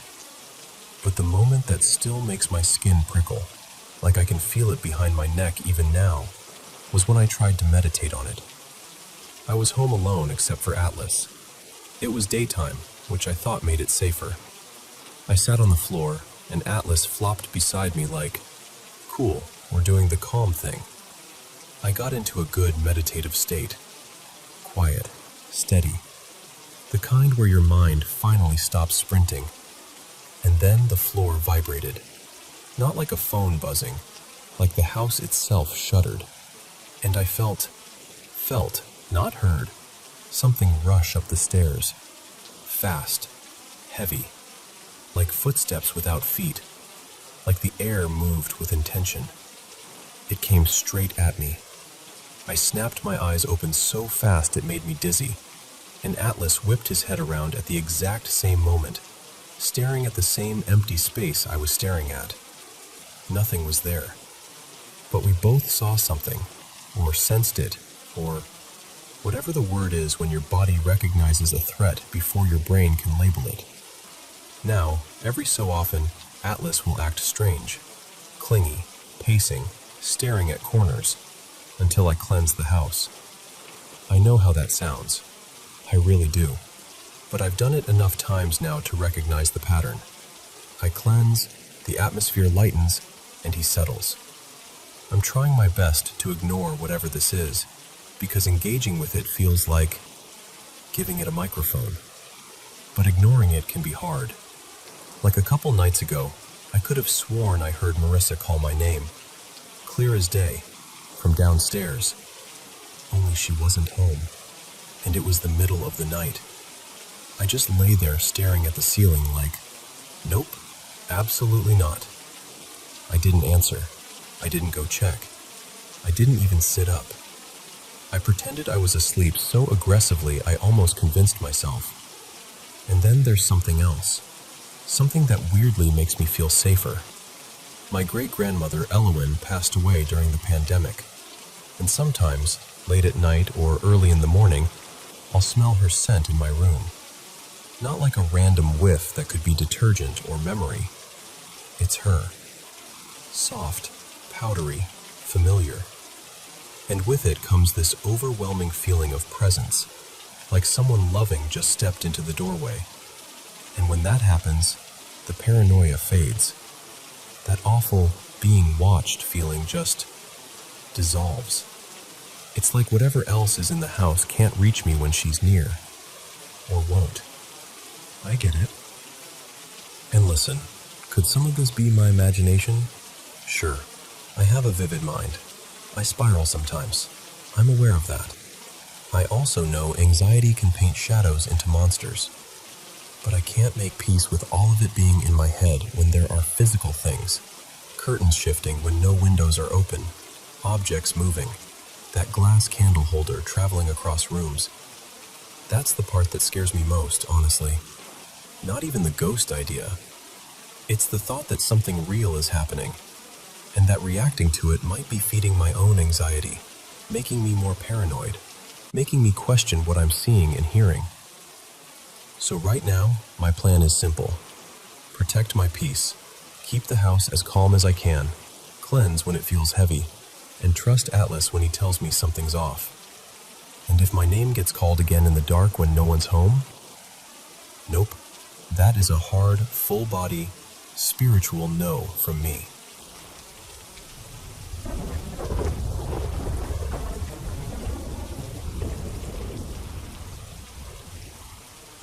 So, I grew up in this old house that always felt a little off. You know the kind. Too quiet in the wrong moments. Creaks that don't sound like settling. Shadows that seem to take their time. When I was about 5 or 6, I remember being ridiculously excited because a pastor was coming over to talk with my mom. She'd struggled with her mental health for as long as I can remember, and back then, she was reaching for anything that might help. Faith, prayer, someone kind who would listen. I was the type of kid who wanted to meet every new person who walked through the door, so I lay in bed, buzzing with hope that I'd be allowed downstairs. Of course, the visit was after my bedtime. I couldn't sleep. I just lay there with my little nightlight on, staring at the edge of my room, listening to the house breathe.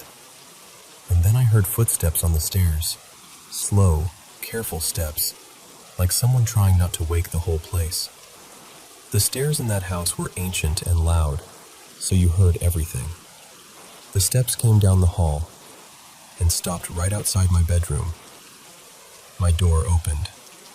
I swear, I heard the floorboards creak like somebody walked into my room.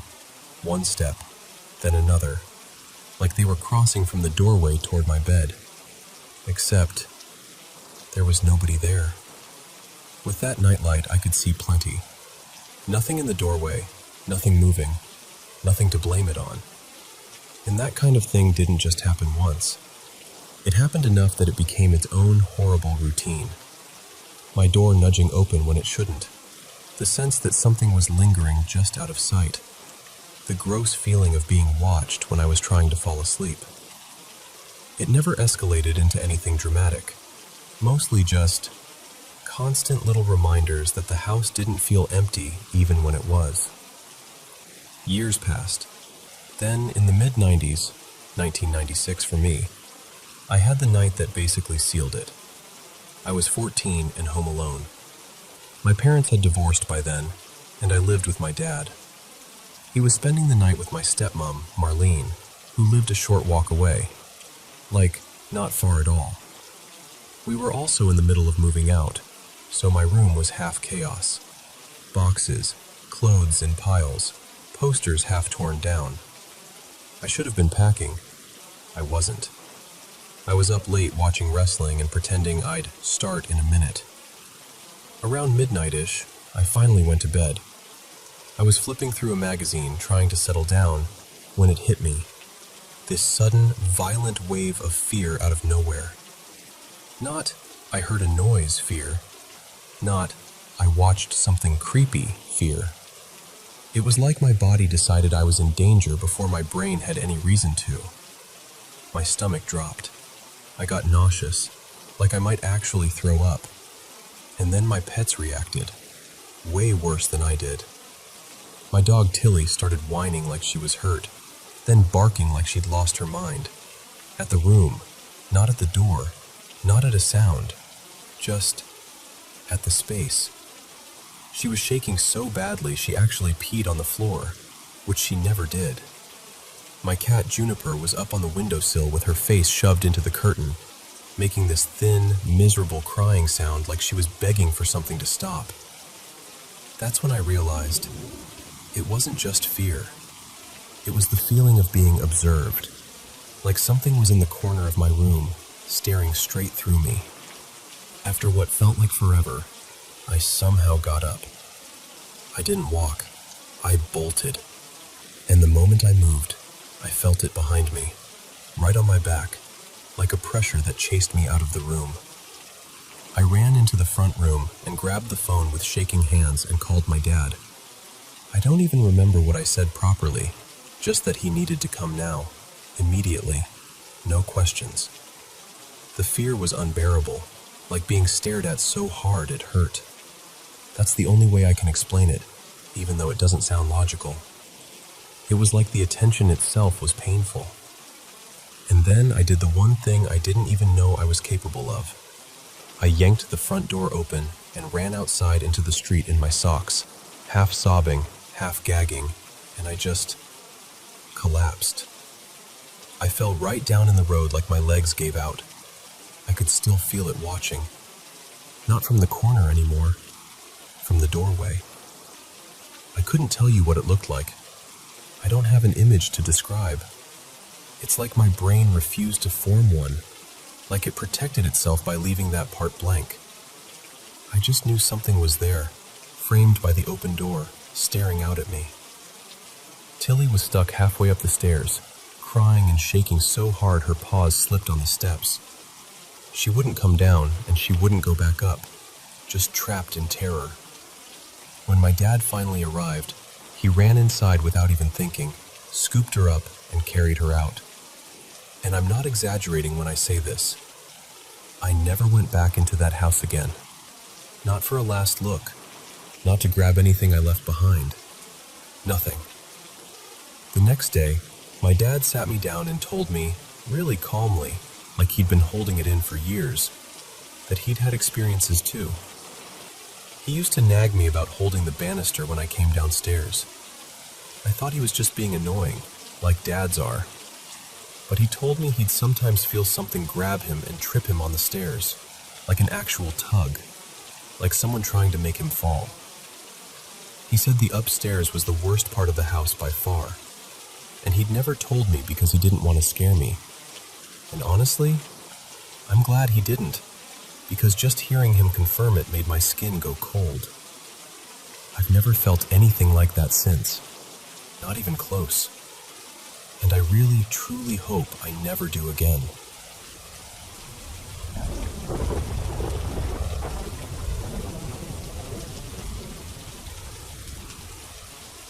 So, I've seen a lot in my life, but this is the one that still gets under my skin when I talk about it. When I was about 16, maybe just turned 17, I was living with my grandma and grandpa for a while. I called them Nana and Papa, like everyone in the family did. Not long after I moved in, my cousin moved in too. Her name was Mariah. We were close like sisters back then, always up late, always trying to shake off whatever the day had piled on us. One night in the fall, the air had that crisp bite to it, and the leaves were everywhere, wet, stuck to the ground like they didn't want to let go. Mariah and I were outside behind the house, just having a smoke and decompressing before bed. Behind us, off to the left, there was this little dip in the land, more like a shallow ravine with a narrow stream at the bottom. It wasn't far, maybe 100 feet or so. The slope down to it was steep, like an awkward, slippery drop you'd regret if you fell. We're mid-conversation, mid-laugh, and then we hear it. Footsteps. Not on the driveway, not on the porch, in the water. A slow, sloshing sound like someone's walking right through the stream, and then the crunch of leaves, like whoever it is climbing up the slope toward us. But the weird part was, we couldn't see anyone. Not a silhouette, not a shape, not even a flicker of movement. Just those footsteps, coming closer, like they knew exactly where we were. I remember freezing with the cigarette halfway to my mouth, just staring at the dark, trying to force my eyes to find a person that wasn't there. Mariah didn't say a word. She just grabbed my sleeve, and we both bolted for the basement door like our lives depended on it. We didn't try to be brave. We didn't call out. We just ran. Once we got inside, we locked up and headed upstairs to the kitchen because, ironically, we were suddenly starving. That nervous, hungry feeling, you know? Like your body's trying to pretend everything is normal. Mariah goes, "Turn on the lamp in the living room so we can eat in there." So I'm walking from the kitchen toward the living room, and there's this dividing wall between the two spaces. I pass the edge of it, and out of the corner of my eye, I see her. A woman. She's sitting low to the ground in this crouched, unnatural pose, like knees wide, folded down, arms tight in, almost like she's trying to make herself small but can't. And she's staring straight at me. Her hair is all teased up like an old-school hairstyle, messy and puffed out. She's wearing this pale hospital-style outfit, like a patient gown or those loose clinical clothes. And her face, her expression looked panicked. Not angry, not threatening, just terrified, like she was trapped somewhere she couldn't escape. My whole body went cold. I didn't even think. I just snapped around and backed into the kitchen so fast I nearly knocked into the counter. I'm whisper yelling, "Mariah, I just saw someone in the living room." She's like, "What do you mean, someone?" "I mean a woman, sitting on the floor, looking at me." So we go back in together, hearts pounding, and Mariah flips the light on. And the living room is empty. No woman, no shadow, nothing. Just furniture, quiet, normal. We're standing there staring at each other like, okay, did I imagine that? Did my brain fill in a shape because I was scared from those footsteps? But then, this is the part that made it worse. We're eating at the kitchen table a little later, and from where I'm sitting I can see straight into the back family room. And I see a figure. He moves calmly across the room, like he has somewhere to be. And he walks toward the glass door that leads to the balcony. And that balcony sits directly above the spot where we'd been outside earlier, right above that slope and that little stream. I just sat there with my food untouched, watching him move, unable to breathe right. And then he was gone, like he stepped into nothing. After that night, I didn't want to be outside back there anymore. I didn't want to be alone in any room. I didn't even want to look toward the living room when the lights were off. A few months later, maybe 4 or 5, I moved back in with my mom. New place, different energy, different neighborhood. I told myself whatever that was, it was tied to Nana and Papa's house, that I'd left it behind.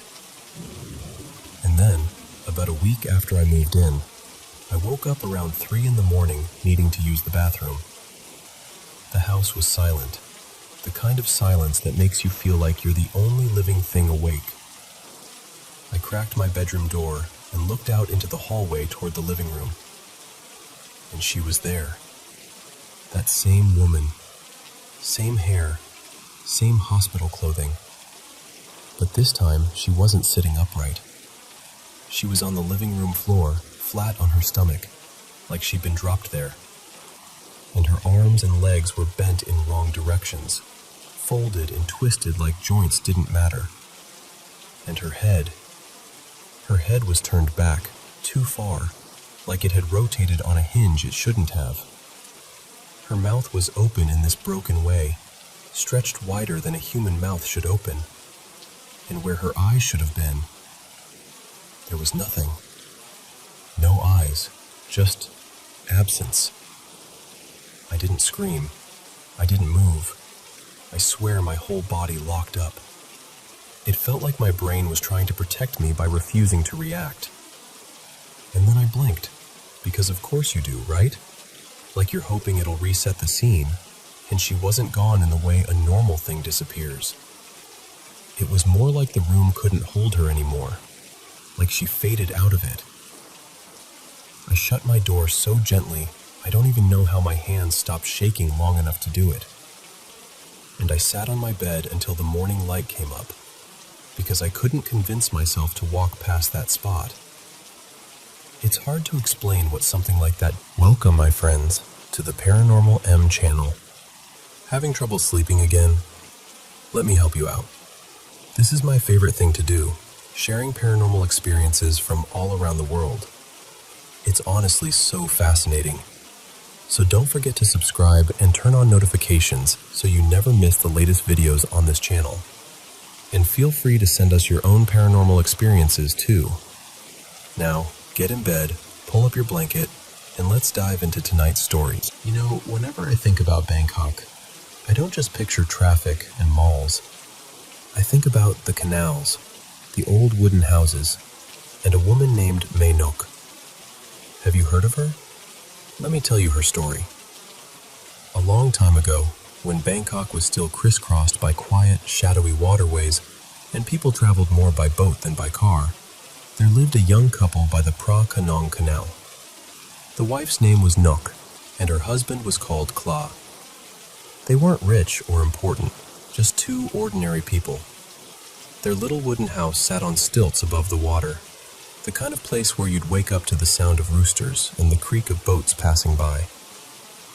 Nok was pregnant, and Kla used to rest his hand on her belly and promise he'd build her a bigger house one day. But life had other plans. One year, Kla was drafted into the army. There was a conflict far away, and like many men of that time, he had no choice but to go.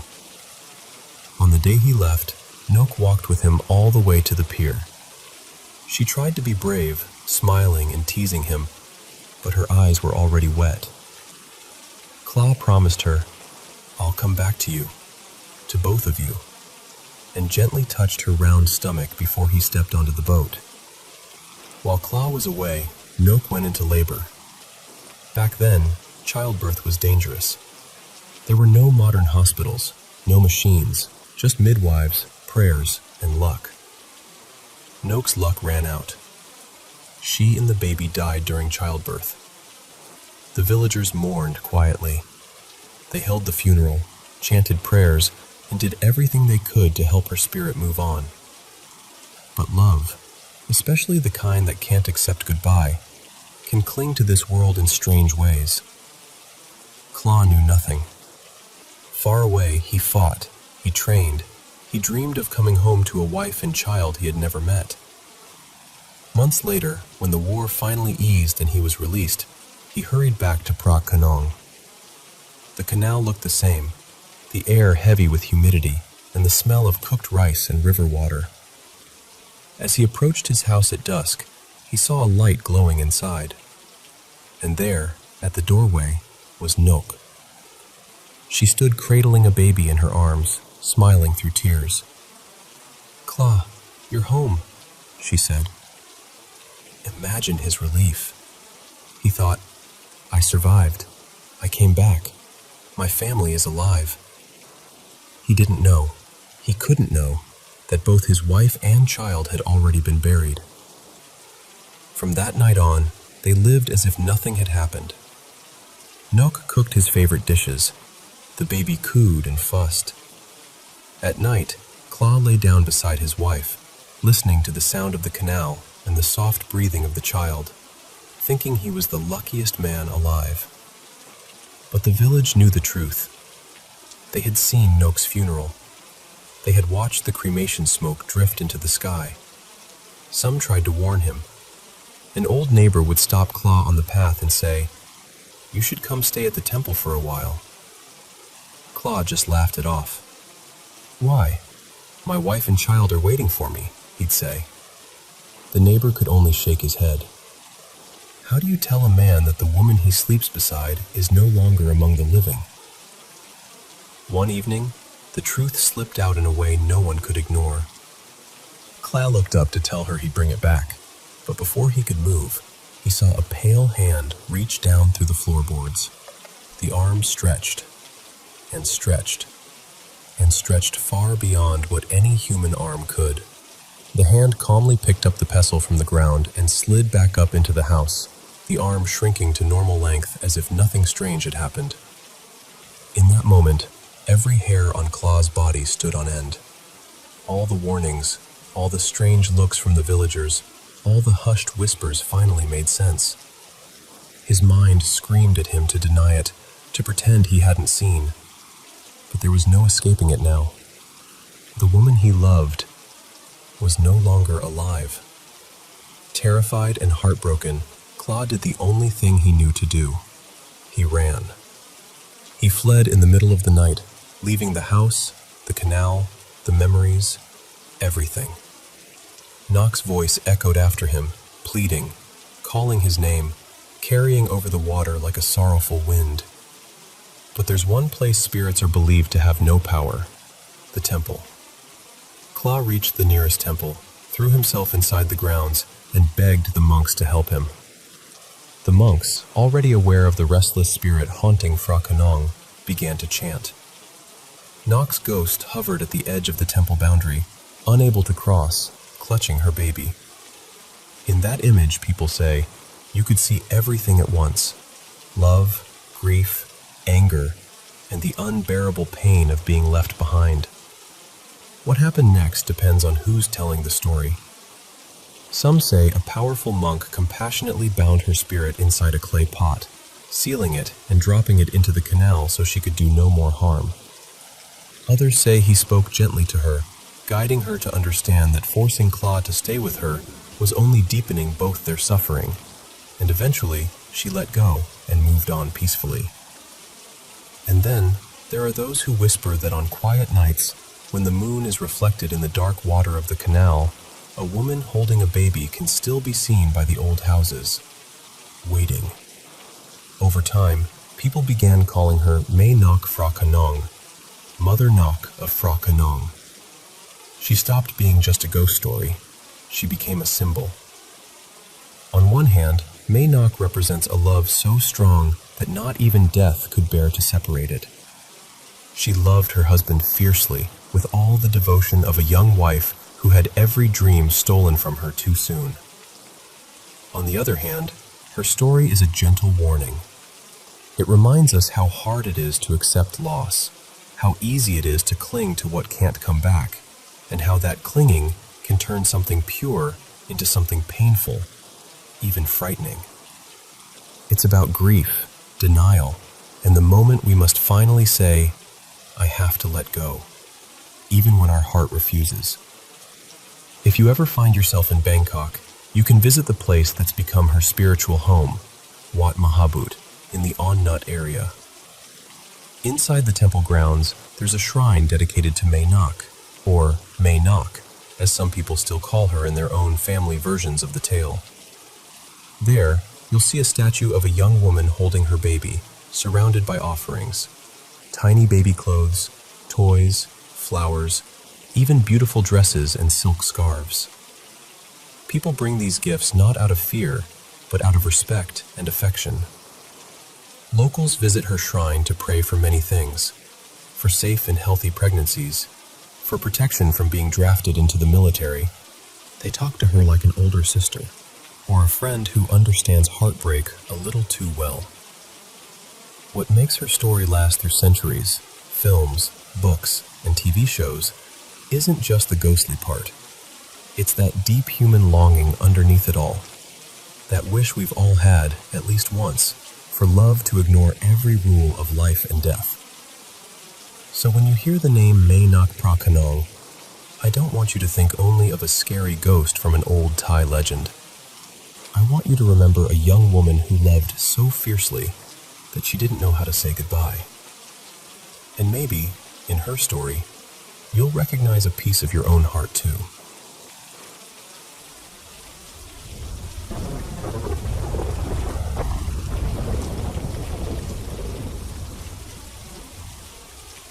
So let me take you back a bit and set the scene.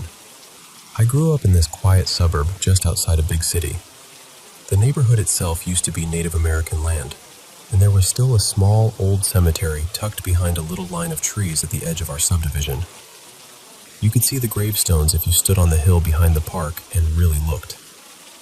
My family moved into our house in 2004, before it was even finished being built, and we stayed there until 2023. So basically, that house is my whole childhood and most of my adulthood. From as far back as I can remember, there was something in that house. It wasn't just me. It was my whole immediate family.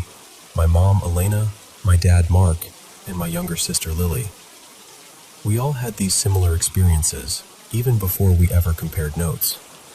That's what made it so unsettling later, realizing how much of it overlapped. The most common thing we all saw was this shadow.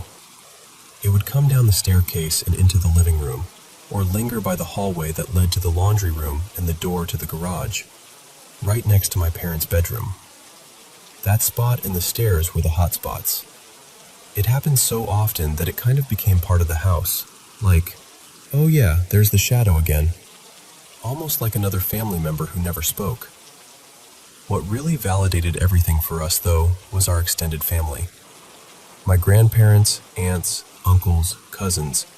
They'd come over for holidays or birthdays, and after a while, on completely separate occasions, they'd say things like, I swear I just saw someone coming down your stairs, but when I looked, no one was there. Or, I thought one of you was standing by the hallway, but then the figure just wasn't. We never prompted them. We never asked, hey, do you see anything weird here? They just volunteered this stuff on their own. And it was always the same areas. The staircase, that hallway near the laundry and garage. The presence never really felt good or bad. It was just there, neutral, existing alongside us. To me, it always felt a bit masculine, though I never saw an actual face or details. It was always a dark shape, seen from the corner of my eye, that would vanish the second I turned my head.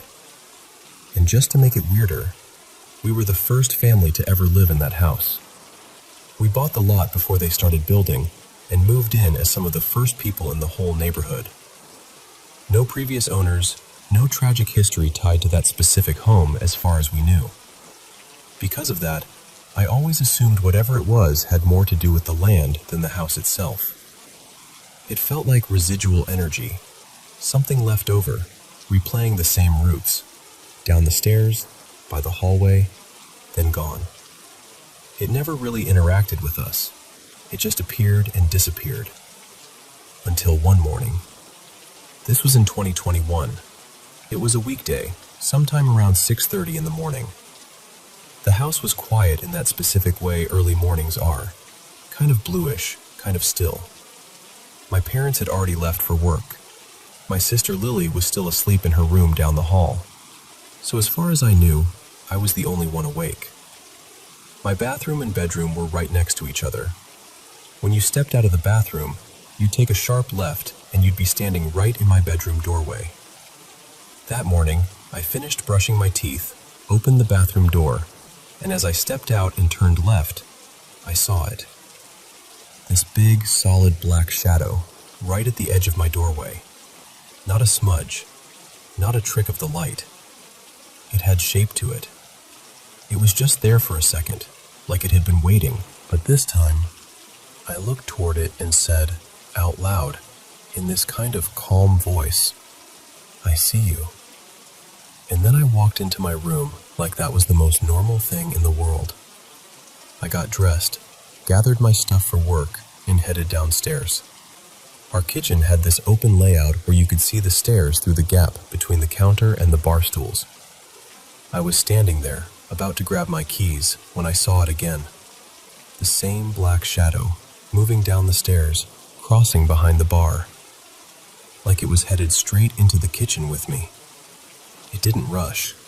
It just moved, like it was walking. I looked right where it was and said again, "I see you." And then again, I just continued with my morning. I grabbed my keys and left for work.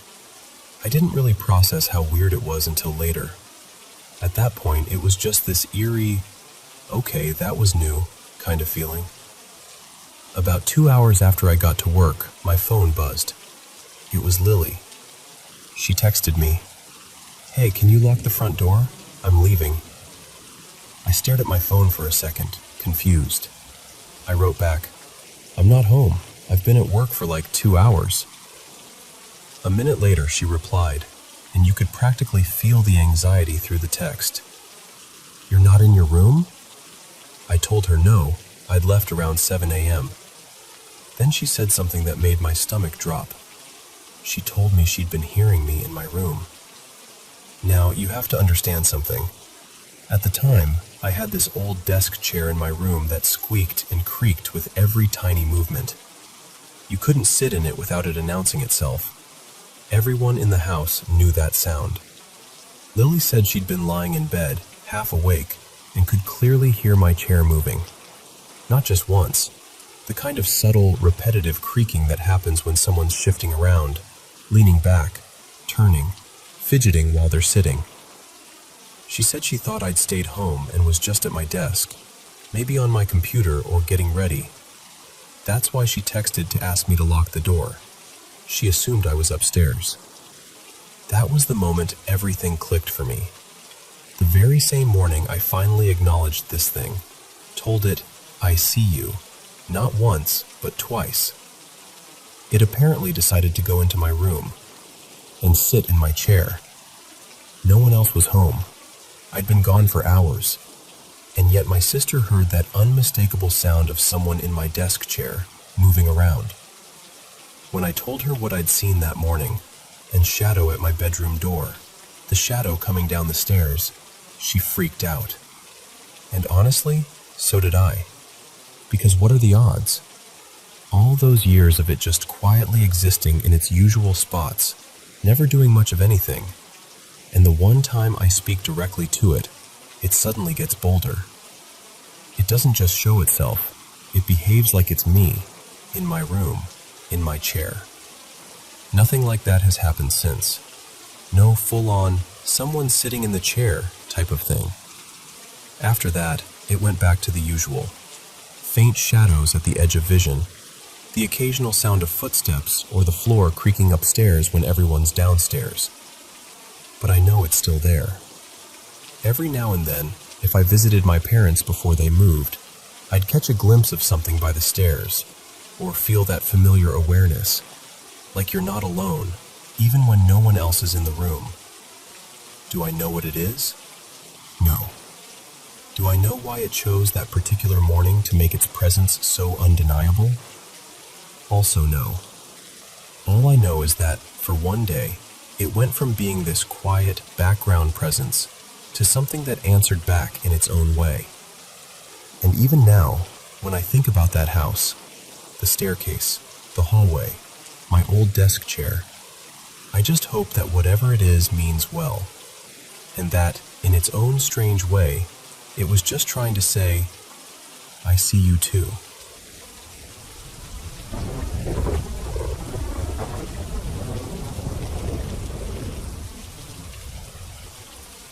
So, let me tell you about the house I grew up in. From the outside, it looked totally normal. Just a slightly run-down little place at the edge of town. But inside, it was pretty haunted. And I don't mean like movie-level stuff flying around the room. It was more subtle, creepy, but subtle. It started with the animals. Our dog Milo would just sit in the hallway and growl at empty corners, or he'd bark and chase something that wasn't there.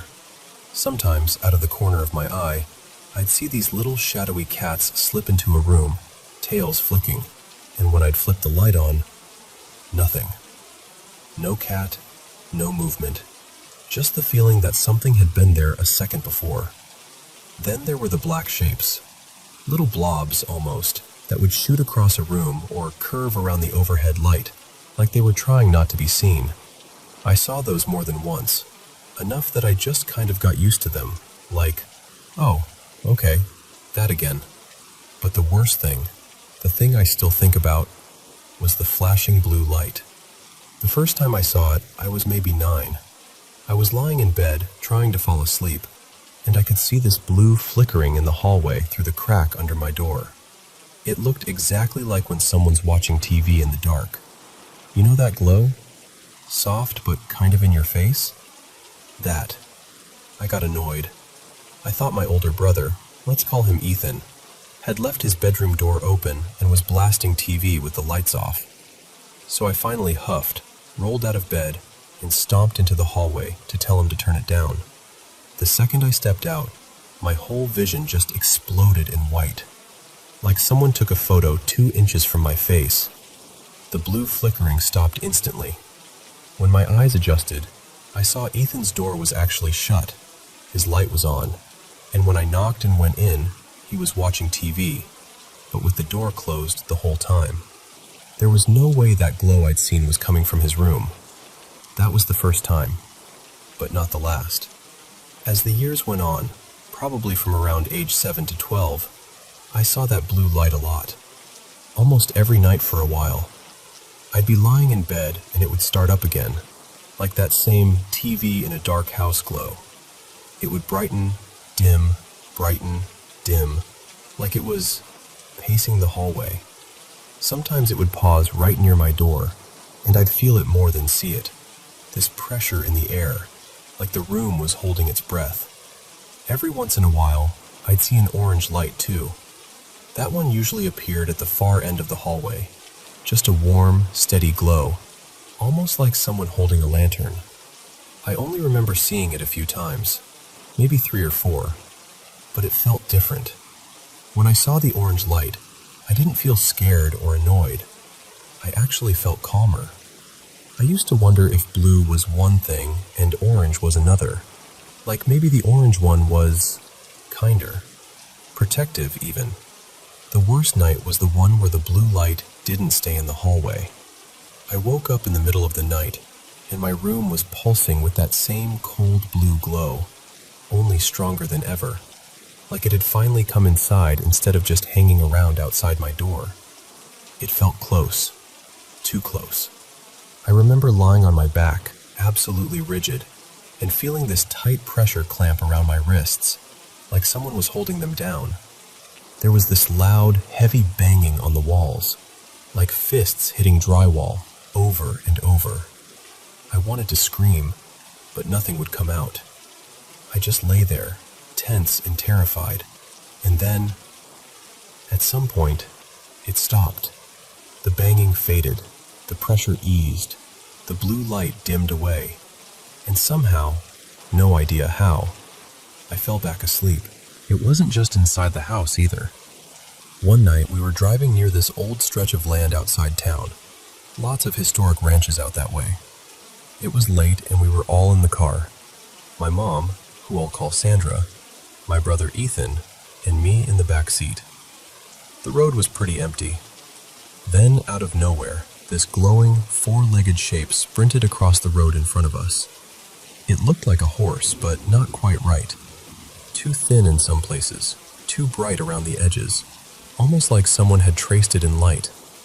My mom hit the brakes, and I watched the car in front of us slam on their brakes too, so I know we weren't the only ones who saw it. Nobody crashed. The thing just ran across and disappeared into the dark field. We all kind of sat there in silence for a second and then started talking over each other. Did you see that? What was that? It wasn't headlights. It wasn't a reflection. It was its own thing. Back at the house, everything just kept building. The lights, the shapes, the weird heaviness in certain rooms. And on top of all that, there was a lot of negativity in that place. Before my mom bought the house, the previous owner had been really paranoid. Like, always checking the windows and peeking through the blinds paranoid. We later heard that he died not long after the house changed hands. While we lived there, my mom went through 2 divorces. There were alcoholic boyfriends, screaming matches in the kitchen, broken bottles, slammed doors. Money was always tight. The kind of tight where you count coins at the gas station and hope it's enough. Several pets died while we lived there, and my mom buried them in the backyard because we couldn't afford anything else. The yard started to feel like a graveyard in more ways than one. It was just heavy. The house felt soaked in stress and sadness and fear. Eventually, things got bad enough that my mom lost the house to foreclosure. We had a few weeks between us moving out and the bank officially taking it over. During that weird in-between time, my mom went back and forth a bit, grabbing old mail, clearing out whatever we'd forgotten. One day, a family friend, let's call her Marla, stopped by the old place to pick something up for my mom. Later, she told us that when she pulled into the driveway, she could see this bluish glow coming from the garage windows. Her first thought was that maybe a homeless person had broken in and set up a little camp with a TV and a generator or something, because it just looked exactly like someone watching television inside a dark space. She got freaked out and left pretty quickly. Not long after that, my mom went by the house with me in the car. We parked out front to check the mail and take out some trash that was still there. As we were tossing bags into the bin, one of them ripped, spilling stuff everywhere. My mom muttered something under her breath, told me to hang on, and ran inside to grab a new bag. A minute or 2 later, she came back out fast. Like, really fast. She slammed the front door, hurried to the car, threw the new bag into the trash almost as an afterthought, and told me, "We're leaving. Now." She was shaken. I could hear it in her voice. Later that night, when she'd calmed down a little, she finally told me what she'd seen. She'd stepped into the house and immediately noticed that same blue, flickering light coming from the garage, just like Marla described. Same ghost TV effect, same pulsing glow. There was no power hooked up, no TV, nobody in there. Just that light. That was the moment she admitted to me that she'd seen it before, back when we still lived there. She just never wanted to scare me, so she pretended it wasn't happening. The weird part is, I've never experienced anything like that again. I've gone on ghost tours. I've visited places that are supposed to be super haunted. One of them was an old mining town, really well known for its ghost stories. I've been in creaky hotels, historic cemeteries, all the classic haunted spots. And nothing. No blue light. No orange light. No pacing glow in the hall. Just the occasional chilly feeling or overactive imagination. Sometimes I wonder if that house was just a hot spot. Like all the fear and anger and grief soaked into the walls and turned the place into a magnet for whatever was out there. I think about the paranoid previous owner, the divorces, the buried pets, the alcoholic boyfriends, the stress of being a single mom barely hanging on, and I wonder if all of that fed into it. I still don't really know what I saw. I just know I didn't imagine it. It's been years, and it still sits in the back of my mind, bothering me in this quiet way. So if you've ever had anything like that, those weird TV-style lights, the blue or orange glow, anything pacing the halls at night, I'd genuinely love to hear about it. Even just knowing someone else has seen something similar would make me feel a little less alone, and a little less like that house followed me in my memories, still flickering at the edge of the dark.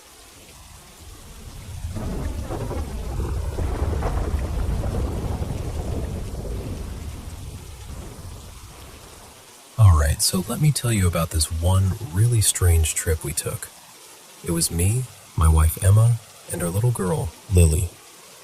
We rented this newer cabin in West Virginia, up in the mountains near Canaan Valley and another state park with these huge, beautiful waterfalls. On paper, it was perfect. Fresh wood, big windows, hot tub on the deck, all that good stuff. But the second we walked in, something just felt off. I don't usually jump to haunted or anything like that. The only other time I'd felt weird about a place was when I was a teenager and my dad, Frank, remodeled this old house. My brother Josh and I would hear things, footsteps, creaks, whispers. And I just figured, old house, overactive imagination. Funny thing is, when we moved after that into a 150-year-old farmhouse, I slept like a baby for the first time in years. Since then, nothing.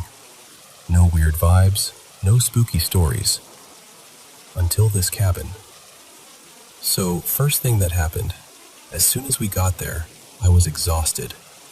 I mean, I've stayed in probably a couple dozen cabins all over the Appalachians, and usually I'm bouncing off the walls when we arrive.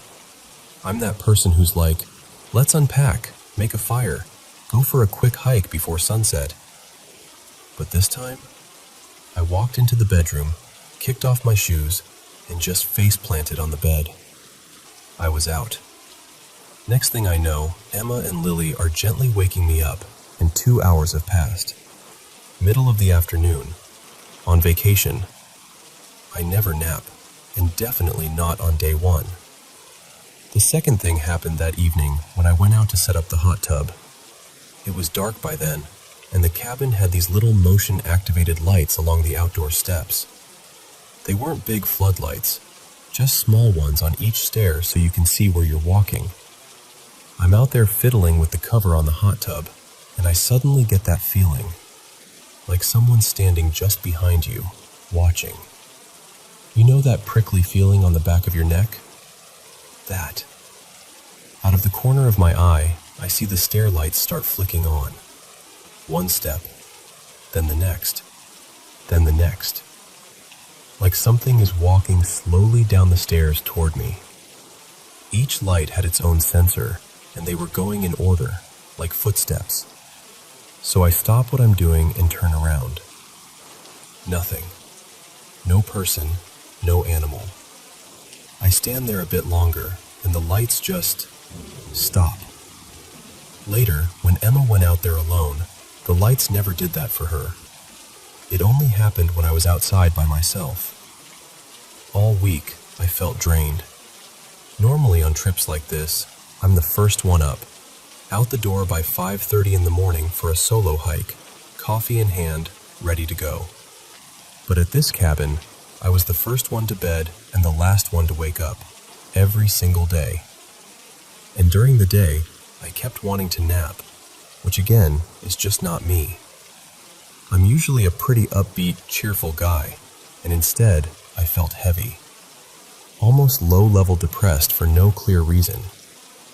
When we finally packed up and drove away at the end of the week, I swear I felt this subtle lift, like someone had slowly turned the dimmer switch back up on my mood. Then there were the sounds. We had a baby monitor set up in Lily's room.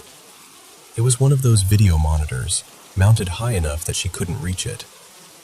A few times at night, I'd be lying in bed, half asleep, and suddenly hear this odd breathing sound coming through the monitor. Not the soft, steady breathing of a sleeping toddler, but something closer to a raspy wheeze. Sometimes it sounded like someone blowing directly into a microphone. This weird mix of static and breath. I remember staring at the screen, watching Lily sleep peacefully, while this noise kept fading in and out. There were plenty of these small things, too. I kept feeling like I was being watched, especially in the hallway and near the stairs. A couple of times I could have sworn I heard a door slowly creak open somewhere in the cabin, but when I went to look, every door was shut like we'd left it. Then there was the third floor. The cabin had this little loft on the top level, past a narrow set of spiral stairs. It was clearly meant for the owner's grandkids. 2 bunk beds, some toys, a small shelf of books. It was a cool space, but it was always really warm up there, like uncomfortably toasty compared to the rest of the place.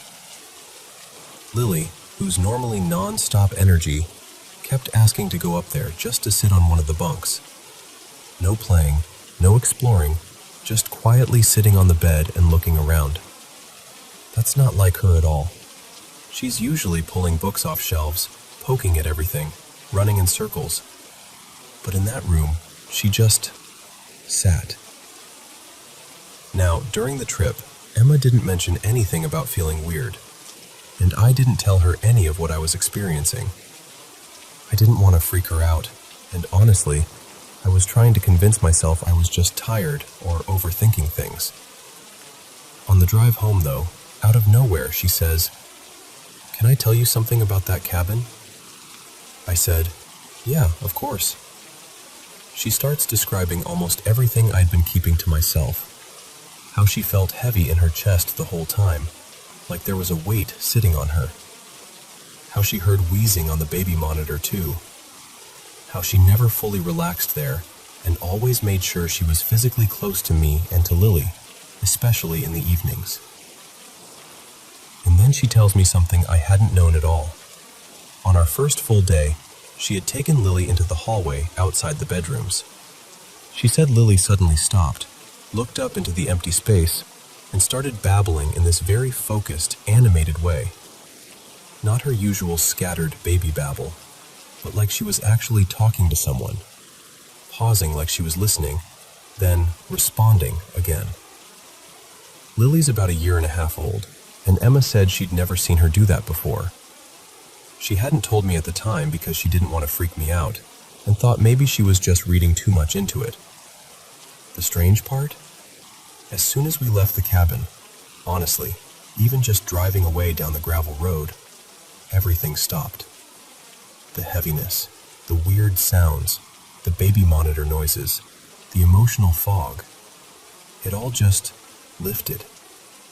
Back home, it was like none of it had ever happened. I don't know what was going on in that cabin. I'm not saying for sure it was haunted or anything, but I do know that place felt different. And whatever was there, it stayed there when we left.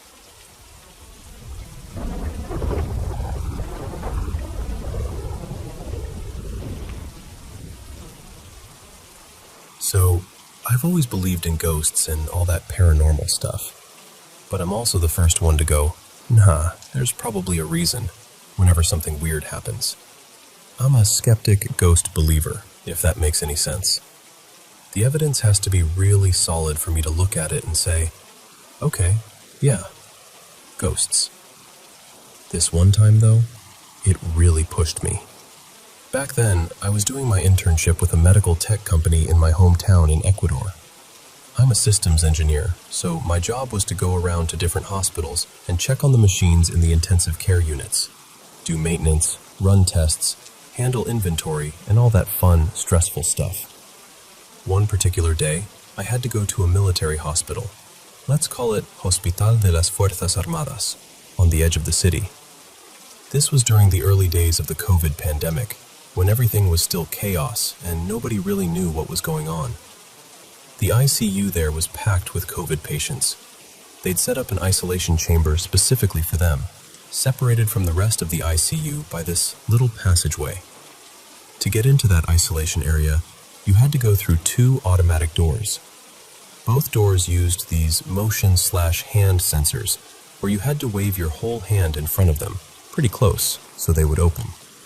You couldn't just wiggle a finger from far away and trigger them, and the doors were set so that once they opened, they'd stay open for about 10 seconds, then close again.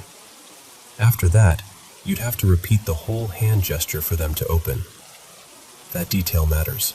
A lot. So that day, the nurses were all busy on the opposite side of the ICU, dealing with another patient. I needed to go into the isolation chamber to check some of the equipment there. Ventilators, monitors, that kind of thing. One of the nurses, my friend Carla, I'd worked with her a few times, told me, "Just go ahead, we'll be right here if you need anything." I walked through the first door, did the hand thing with the sensor, waited, then the inner door opened.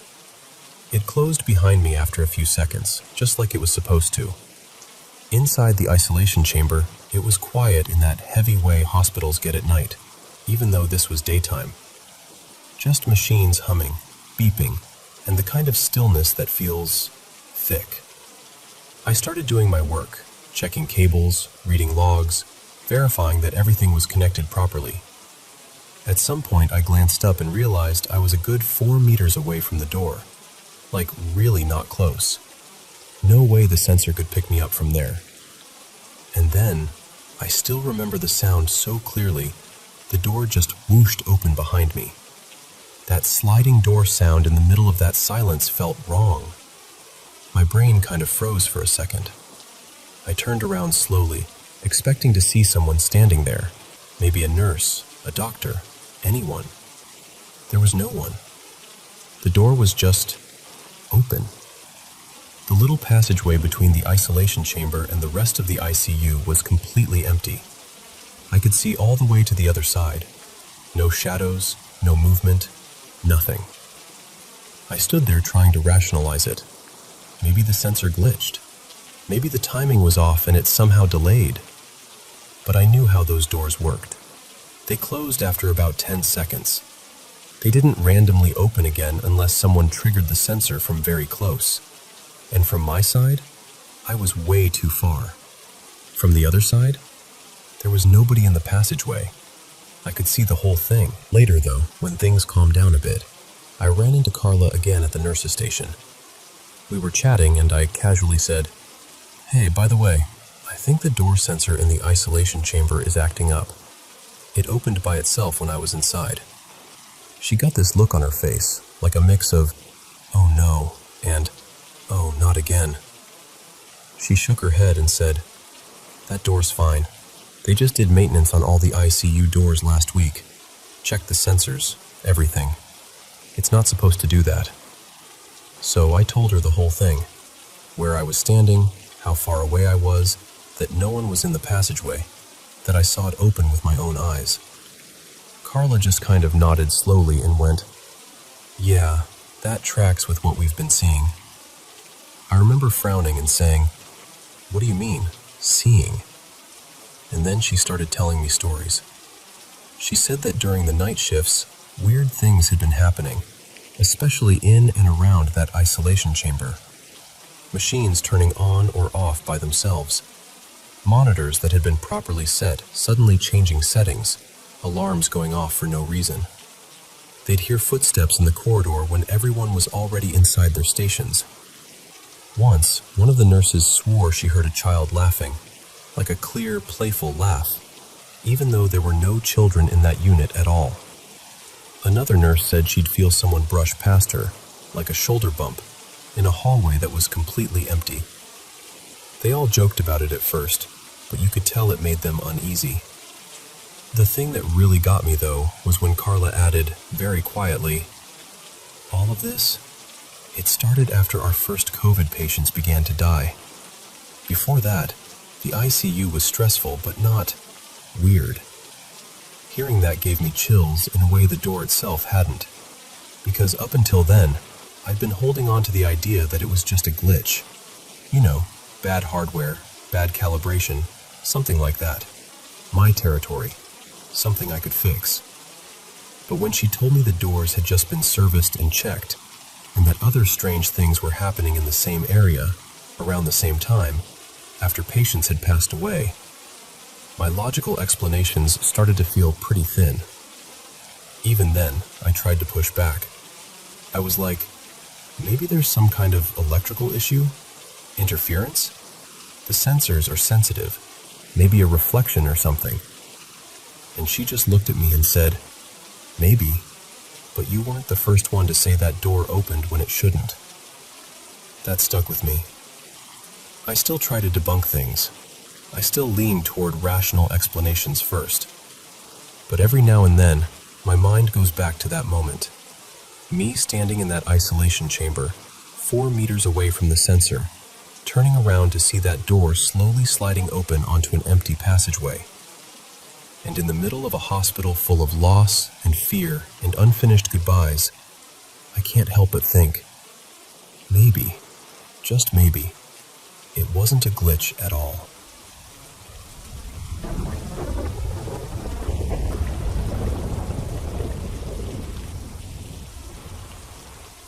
So, I should probably start by saying I'm not someone who believes in anything paranormal. Like, at all.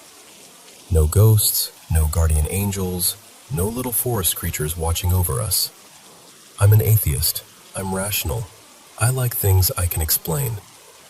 But there's this one thing that happened when I was a kid, about 9 years old, that still makes me pause when I think about it. Even now, as an adult, I'll replay it in my head and go, okay, then what the hell was that? Back then, I still lived in my home country. Our house shared a fence line with my grandparents' place. If you walked out our front door, there was this narrow concrete path that sloped up past a mango tree and ended at the steps to my grandparents' front door. So basically, we were neighbors with a tiny hill in between. I grew up with my cousins on my dad's side. They were more like extra sisters than cousins. We'll call the one in this story Maya. She and her sister split their time between my grandparents' place and their dad's apartment across town because my aunt and uncle were divorced. Their schedule was simple. 1 week at their dad's, 1 week at my grandparents'. Everybody knew the routine. That matters for the story. So one afternoon, I was lying in this old woven swing chair on our front veranda. It squeaked every time you moved, and I was kind of half dozing, half daydreaming, just staring toward the gate. Out of the corner of my eye, I saw the front gate swing open. I looked over and saw Maya walking up the sloped path toward my grandparents' house. She was so clear in my vision, it's like a snapshot in my brain. She was wearing what she always called her lucky dress, this light blue dress with little strawberries printed all over it. She loved that dress. Whenever she got to choose her outfit, it was either that or nothing, basically. That was her thing. Instinctively, I sat up and called her name. "Maya!" She stopped, turned toward me, and gave me this familiar look she had. Kind of a shy half-smile, half-frown, like she wasn't sure if she wanted to be seen, but was happy I'd called out anyway. She raised her hand and gave me a small wave. I waved back. Then she turned away again and kept walking up the path toward my grandparents' door. Everything about it felt normal, ordinary, exactly the way it always was. I lay back down for a bit, not thinking much of it at first. And then, like a minute later, it hit me. Wait, it was her dad's week. I remember just lying there, blinking up at the ceiling, trying to piece that together. I even went over the days in my head. I knew it was still his week. I'd been disappointed the day before because they weren't around to play. At first, I tried to rationalize it. Maybe my aunt had brought them back early. Maybe something came up. No big deal, right? After a few minutes, maybe 10 tops, I got up and decided to head over and see if Maya wanted to play or watch TV. I walked up the same sloped path, climbed the steps, and went straight into my grandparents' kitchen like I always did. The back door was open, and I could hear the TV from the living room. My aunt was standing by the counter, cutting vegetables. I went over, hugged her around the waist, and asked, "Tia, where's Maya? Is she in the bedroom?" She gave me this puzzled look, like I'd just asked her what planet we were on. "She's with her dad this week," she said. "Why?" My aunt's face changed. The confusion turned into something more serious. She put the knife down. "No, sweetheart," she said slowly. "She's not here. I dropped her off at her dad's early this morning. She won't be here until next week." I remember this weird, cold feeling spreading through my chest. It was like my body realized something was off before my brain caught up. My grandma, who'd been sitting at the table peeling garlic, turned to look at me. "What happened?" she asked. My aunt told her. "She says she saw Maya outside just now." My grandma shook her head. No, Maya's with her father. She hasn't been here today at all." I just stood there between them, completely thrown off. I can still feel the kitchen tiles under my bare feet, still see the little pile of garlic skins on the table, still hear the TV in the background. Everything normal, except this one thing that absolutely wasn't. I tried to explain it again, slower this time. I told them exactly what I'd seen. Maya coming through the gate, walking up the slope, wearing her favorite dress. The way she turned to me, that shy little half smile, the way she waved. It wasn't a blur. It wasn't a shadow. I wasn't squinting through a window or anything. I was outside, in the middle of the afternoon, wide awake. My aunt kept insisting, gently but firmly, "She's not here." And she wasn't joking. My aunt isn't the prank type, and she looked genuinely worried that I was so insistent about it. At some point, my grandma even went and looked around the house, checked the bedroom, the front yard, just to humor me, I think. Of course, there was no one. I remember feeling this mix of embarrassment and stubborn certainty. Like, I knew what I saw. I felt almost guilty, like I was accusing reality of being wrong. Eventually, everyone kind of shrugged it off. My aunt went back to cooking. My grandma went back to her garlic. I went home feeling like I'd stepped out of a movie scene, and now had to pretend everything was normal again. Over the years, I've tried to explain it to myself. Maybe it was my imagination. Maybe my brain, missing my cousins, just filled in the gap and projected what it wanted to see. Maybe I had a dream and mixed it up with real life. Kids do that, right? That's the rational part of me talking. The part that still doesn't believe in ghosts or spirits or anything beyond what we can measure and study.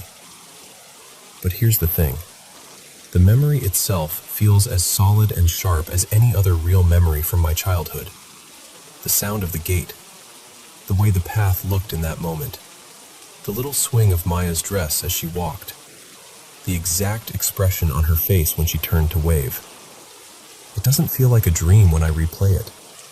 It feels as real as breakfast this morning. Do I think it was something supernatural? I honestly don't know.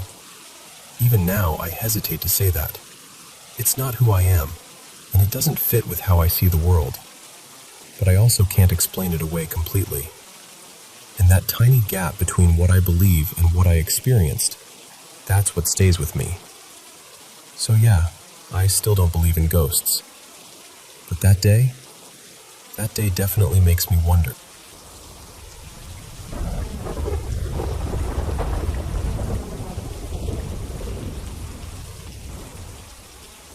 So, let me tell you about this house.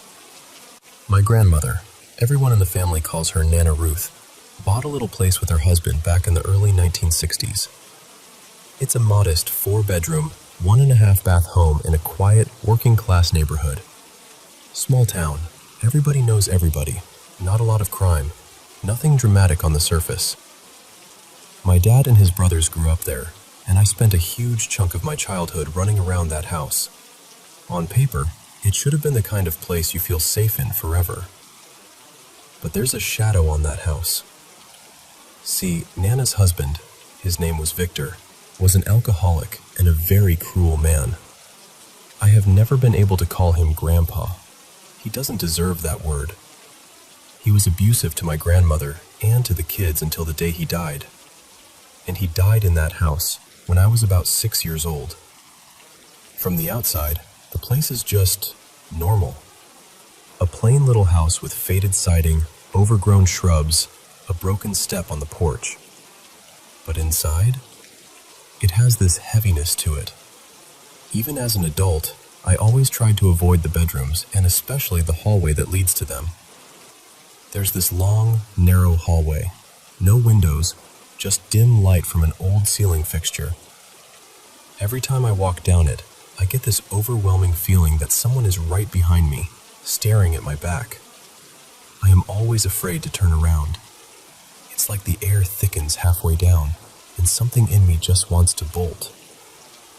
My last really intense experience there, before I had kids, happened when I was around 15 or 16. I had stayed over at Nana's after a Friday night football game because her house was closer to the school. It was late, I was tired, and it just made sense to crash there instead of making the drive back home. Nana has always been an early riser, the kind who's up before sunrise, shuffling around making coffee and humming to herself. So when I woke up, her bed was already empty. She was somewhere in the house, probably in the kitchen or living room. I got up, grabbed my clothes, and took a shower. I remember thinking I'd get ready, go meet my friends for a bit, then head home. At the very end of that creepy hallway, there's this big old mirror mounted on the wall. It's the best place in the house to put on makeup, so I stood there, in that hallway I hate, doing my hair and eyeliner. I tried to ignore the feeling that I was being watched, because honestly, I'd felt that way in that spot my whole life. I was almost finished when I heard something from the guest room I'd slept in. A scraping sound, like heavy furniture shifting. It sounded exactly like the bed being dragged an inch or two across the floor. The hair on the back of my neck stood up immediately, and deep down, I felt this horrible certainty. I know what this is. Don't look. Just don't look. But of course, I'm stubborn. I shook my head and told myself I was being silly. Old houses make noises, right? Pipes, wood, whatever. Then I heard it again. This time it wasn't just a scrape. It sounded like someone jumping onto the bed. I heard the metal frame on wheels clatter and roll a little, the creak of the box spring, the definite weight of something landing. I froze. Everything in me screamed, "Don't open that door. Don't you dare." But the logical part of my brain was like, "You're being dramatic. Just prove to yourself it's nothing." So I opened the guest room door. The room was still. The bed wasn't moving. There was no one there. No one standing, no one crouching, nothing visible at all. Just quiet. I swear to you, it looked like footprints on the bed.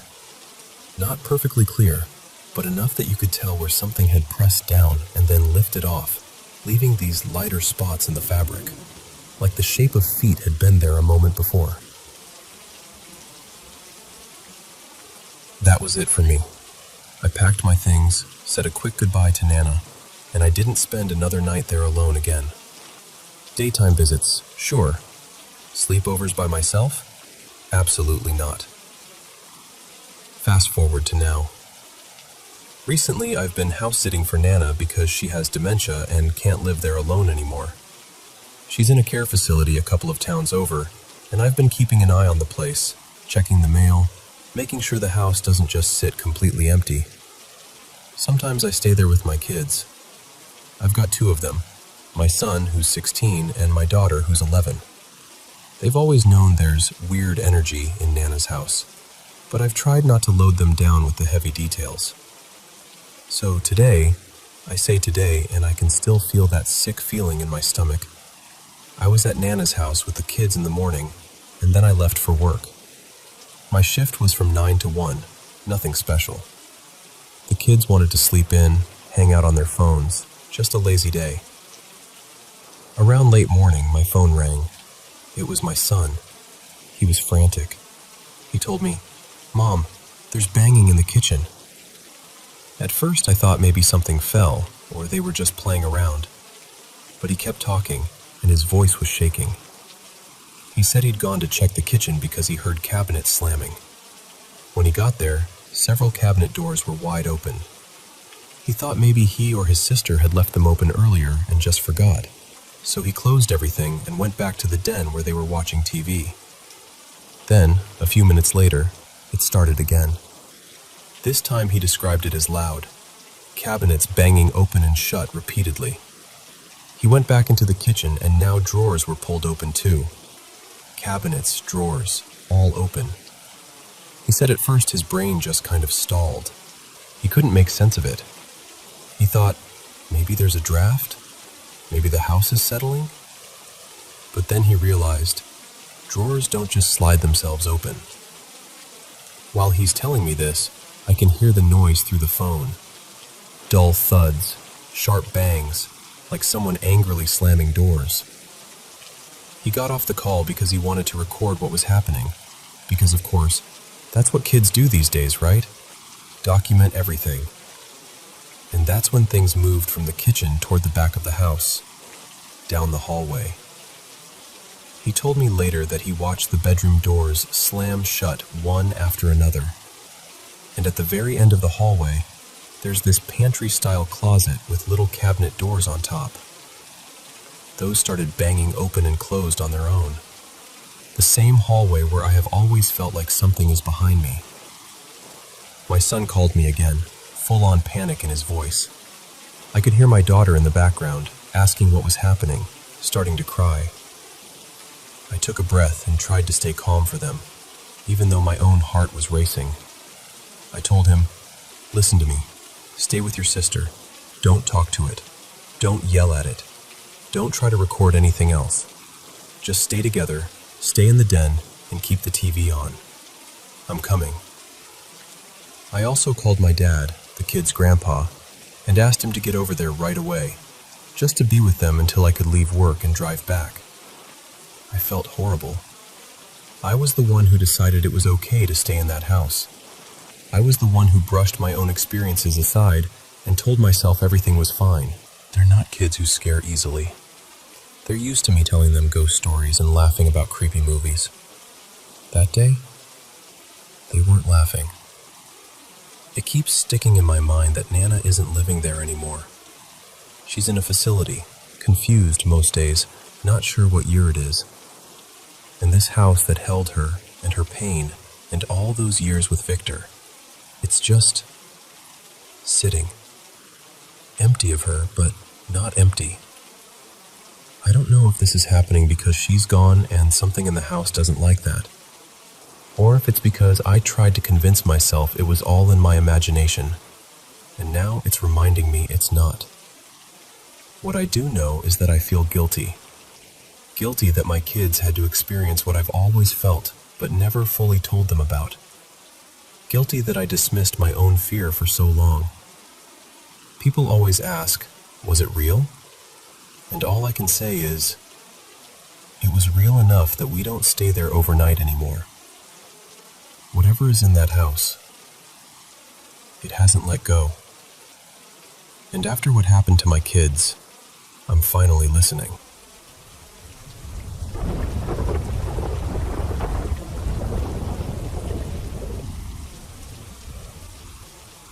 So, this is one of those stories I usually only tell late at night, when people are already a little spooked. But you asked, so here we go. I still drive past the house sometimes. Haven't been inside since, the early 2000s? My friend's family sold it and moved away ages ago. My friend, let's call him Marco, grew up there. It was a kind of patched-together family, a bunch of half-siblings, all raised by their biker mom, Rita. Leather jacket, bandana, big laugh, soft heart. They were all genuinely good people. The house itself was this old white farmhouse, 2 stories, with a wraparound porch on the front and one side, and a faded red metal roof that popped in the sun. Weird things happened there. A lot of them. They didn't feel evil, exactly. Just off. Strange. Like the house was always paying attention. One of the first things that stuck with me happened when they were redoing the rooms near the garage. They were stripping old wallpaper, like really old, yellowed stuff that looked like it had seen several generations. And under one of the layers, above a couple of door frames, they found this writing. I remember asking Marco, "Hey, what's that?" It looked like some kind of faded script, not English, not anything I recognized. When I asked again later, he told me, very casually, "Yeah, we had a priest come by. Whatever was there rubbed off while they were cleaning, so he came and wrote something new over it and blessed the place." He said it like he was talking about replacing a light bulb. The younger siblings used to complain about stuff getting thrown around the house. I figured they were just messing with each other. Then one afternoon, we were all in the living room when we heard this loud clack, clack, clack in the kitchen, like something hitting the wall. We went in and found 2 plastic pill bottles lying all the way against the far wall, maybe 15 feet from where they were supposed to be. They normally sat in this little wooden organizer by the fridge, way too far for them to have just tipped over. No one had been in there. No windows open. Nothing. We just kind of stared at them, looked at each other, and did that nervous laugh you do when you don't want to admit something's weird. Another time, when Marco's mom was out, we were in the den playing music, loud enough that she would have yelled at us if she'd been home. He had these big old speakers, the kind from the 80s that look like furniture. On top of one of them, there was this big glass jug full of seashells his mom collected from trips down to the coast. We paused the music to go grab snacks. While we were in the kitchen, we heard this sharp, unmistakable crash. Not like something just fell. It sounded like it exploded. We ran back in, and the jug of shells was shattered dead center in the middle of the floor. Glass and shells spread out in a circle. Here's the thing. The spot on the floor where it smashed was a good 10 feet away from the speaker it had been sitting on. We looked at each other like, okay, no way that just vibrated off. We decided to test it because we were geniuses. We put a pillow under the other speaker, put a second container of shells up there, and cranked the music as loud as we could. Bass shaking the floor, windows rattling. Nothing. We even tried physically shoving the speaker, and we realized you'd have to hit it pretty hard to launch something that far. It wasn't just a little wobble. Eventually we swept it all up, tossed the broken glass, and pretended we were totally fine with whatever just happened. We've been riding our bikes in the yard, doing lazy circles in the grass. At one point, Marco said he needed to run inside to use the bathroom. He went in through the side door, and I stayed out front, just coasting near the porch. Maybe 30 seconds after he disappeared inside, I glanced up at the second floor, at his bedroom window. His room had these thin, sheer curtains that let the light through, and I see a figure in the window. Just a shape, tall enough to be a person, standing there, like it was looking out through the curtains.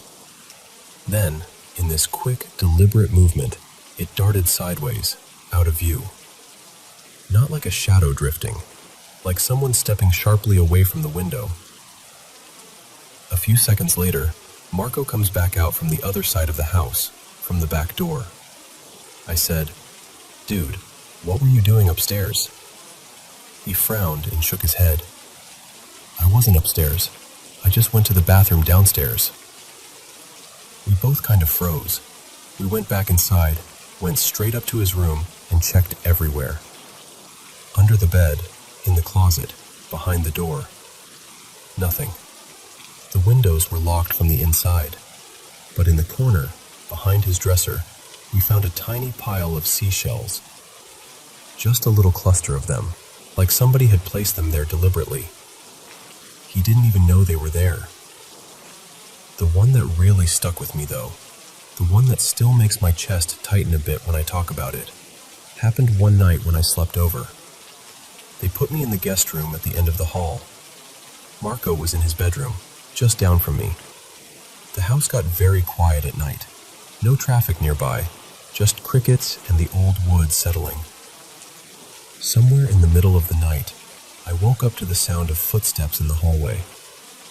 Slow, steady steps on the old floorboards. Creak, creak, creak. I figured it was Marco going to the bathroom or grabbing a snack. I didn't even open my eyes at first. The steps stopped right outside my door. Then I heard whispering. 2 voices, low and hushed. I couldn't make out words, just the tones. A boy and a girl, sounding like they were right on the other side of the door. The doorknob turned and the door eased open. I tried to sit up, but I couldn't move, couldn't speak. It was like my body just refused to respond. 2 figures walked in. They looked like kids, maybe 10 or 12 years old. A boy and a girl. They weren't solid. There was this hazy, greenish glow around them, like mist lit from inside. Their faces were soft and blurry, but you could still tell they were looking at each other, then at me. They stood near the foot of the bed, whispering to each other in that same low, hurried way, like siblings trying not to wake their parents. Every instinct in me was screaming to yell, to move, to do something, but I was just pinned there. Then, as calmly as they came in, they turned and walked back toward the doorway. I don't remember the door closing. I don't remember drifting off. There's just this blank space after they left. Morning came like nothing had happened. Sunlight through the curtains, birds outside. My door was closed. I went straight to Marco's room. I said, "Did you get up last night?" I heard walking and talking in the hallway. He sat up and rubbed his eyes and said, "Yeah, I heard that too, but it wasn't me. My door handle's busted, remember? If I shut it all the way, I need a butter knife for on the inside." Which was true. I'd seen him do it. If that door clicked shut, he was basically locked in without something flat to jimmy the latch. I told him what I'd seen. The 2 figures, the greenish haze, the whispering. He went quiet for a minute and then said, "I've heard talking and footsteps in the attic before, like kids. Thought I was imagining it. There were a bunch of other little things over the years, objects not where we left them, doors that we were sure we'd closed standing wide open, cold spots in the hall on hot summer nights. Nothing ever tried to hurt us. It was more like whatever was there wanted to be noticed, or remembered. Now, when I drive past that old farmhouse, someone else's car is in the driveway. Someone else's curtains are in the windows. The porch is repainted. The roof looks newer. But every time I look at that upstairs window, the one that used to be Marco's room, I still half expect to see that shape behind the sheer curtains. And if I'm being really honest with you, a small part of me wonders if those kids, with their whispering and their little piles of seashells, are still wandering that hallway at night, checking on whoever sleeps in the guest room now.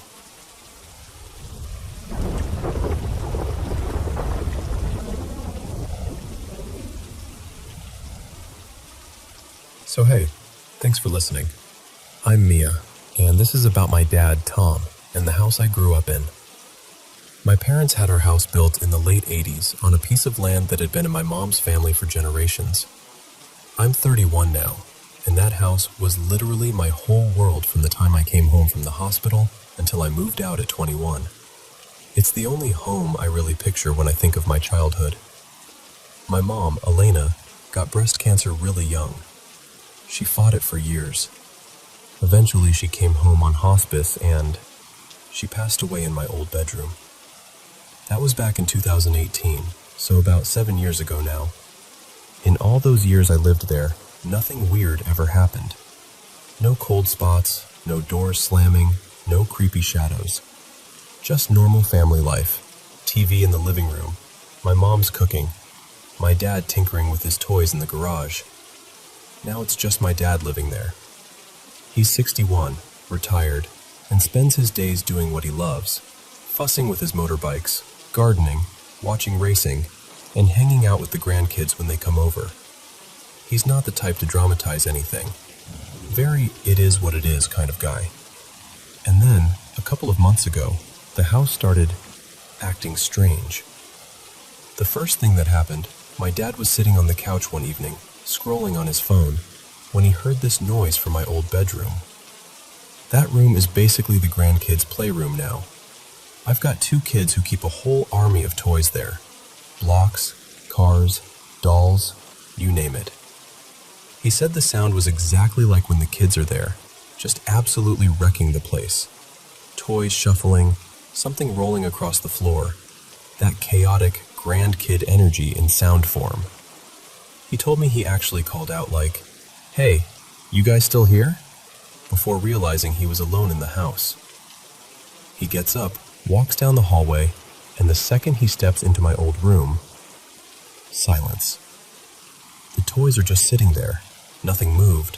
Nothing obviously out of place. Window closed. No TV on. Nothing. He's practical, so he shrugs it off. Maybe something settled.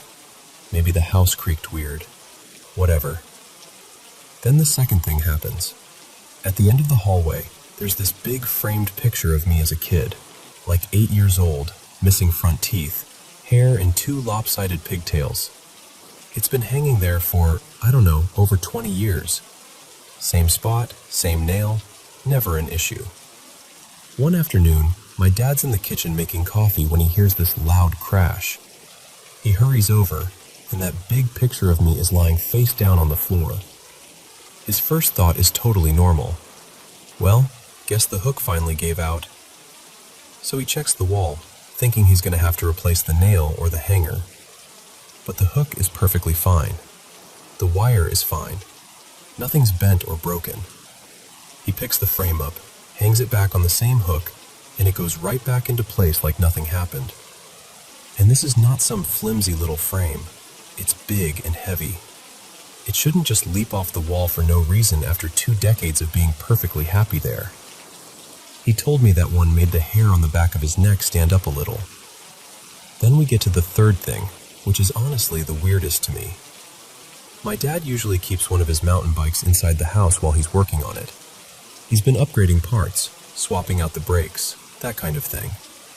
He'll lean the bike sideways against one of the dining chairs by the kitchen table so he can grab it easily and work on it. He jumps out of bed, goes to check, probably thinking one of the kids left something on the edge of the counter or whatever. The chair and the bike are both on the floor. But here's the part that bugs me. The chair is on top of the bike. When he set it up, the bike had been leaning against the chair. So for the chair to end up on top, something had to push the bike away from the chair hard enough to take the chair with it and flip it over onto the bike. It's not like the bike could just slowly slide and gently tip the chair. That doesn't match how he found it. He walked me through it like a crime scene, and even just thinking it through with him, it made no sense. When he told me about it, he actually laughed and said, "Guess I finally annoyed your mother. She never liked that bike in the house." And honestly, that sounds exactly like her. She hated clutter and was always telling him, "Tom, the garage exists for a reason." Now, I've always been into paranormal stuff in kind of a fun, curious way. Ghost adventures, those caught-on-camera shows, creepy Reddit threads, all of it. But it's always been something happening to strangers, on TV or online. This is the first time in my life that I'm hearing about something I'd call genuinely unexplainable. Happening to someone I actually know, in my house. It really shook me. I'm more spooked for him than he is for himself. I asked him, "Doesn't this freak you out at all?" And he just went, "Nah, it's either your mom or the house settling. Either way, I'm going back to sleep." He honestly seems fine, calm, almost comforted by the idea it might be my mom. Me, on the other hand, I'm sitting there thinking, do I need to go over there with Sage or something? Should I get cameras? My brain went straight to full investigation mode. Some people I've talked to suggested he might be lonely and making things up to get my attention, but that doesn't fit him at all. My dad's not a dramatic person. He's very straightforward. He's told me many times he has zero interest in getting remarried, that he's happy spending his money on motorbikes and day trips and spoiling the grandkids. I even asked if he wanted a dog, for company, and he said, "Absolutely not, too much work," and laughed. He likes his routine. He likes his space. He doesn't act lonely. He's also only 61. He's not confused. He's not forgetful. He's sharp, still does his own mechanical work, still argues about sports with my brother-in-law. I genuinely don't think he'd make this up, and I don't think he'd misinterpret normal noises 3 separate times like this. People have also brought up the possibility of rodents. Trust me, I asked him specifically about that. He's meticulous. No droppings, no chewed boxes, no scratching in the walls. Nothing that screams mouse problem. And honestly, a mouse isn't going to fling my big childhood photo off the wall. What really sticks with me is that first noise, like kids tossing toys in my old bedroom. Some people suggested maybe there's a child spirit mimicking what my kids do when they're there. Like it replays that energy when the house is empty. And I'm just sitting here like, okay, but why? Why would some random child spirit be in our house? There's no story of a kid dying on the property or anything like that. At least not that we know of. Then there's the other possibility, that it's my mom. And that's where it gets really emotional for me, because I've always hoped for some kind of sign from her. A dream that feels different, a song at just the right moment, something. And up until now, I've felt nothing. Just memories. And if it is her, why knock down my picture? Like, Mom, seriously? There are gentler ways to say hi. I don't know. I go back and forth between being totally freaked out and weirdly comforted. On one hand, things being knocked over and photos crashing off walls, that's unsettling. On the other hand, the fact that my dad isn't scared, that he's kind of joking about it, makes it feel less like a horror movie and more like the house is nudging him. Like, hey, I'm still here. I guess that's why I'm talking about it out loud like this. Part of me is hoping someone who studies this sort of thing, or has real experience with it, might hear this and say, yeah, that pattern makes sense, or here's what you can try. Do I go over there and burn sage? Do we set up cameras and see if anything shows up? Do I just accept that some things sit right on the edge of what we can explain and leave it at that? I honestly don't know. What I do know is that my dad is still in that house, still drinking his coffee in the kitchen under that same big picture of me, still working on his bikes, still laughing with my kids when they come over to play with the very toys that, some nights, seem to move without them. And whether it's my mom, some echo of my childhood, the house settling, or something we don't have words for yet, I just really want him to stay safe. And maybe, deep down, I want to believe that love doesn't just disappear. That maybe, sometimes, it knocks a frame off the wall or pushes over a bike to remind you it's still there.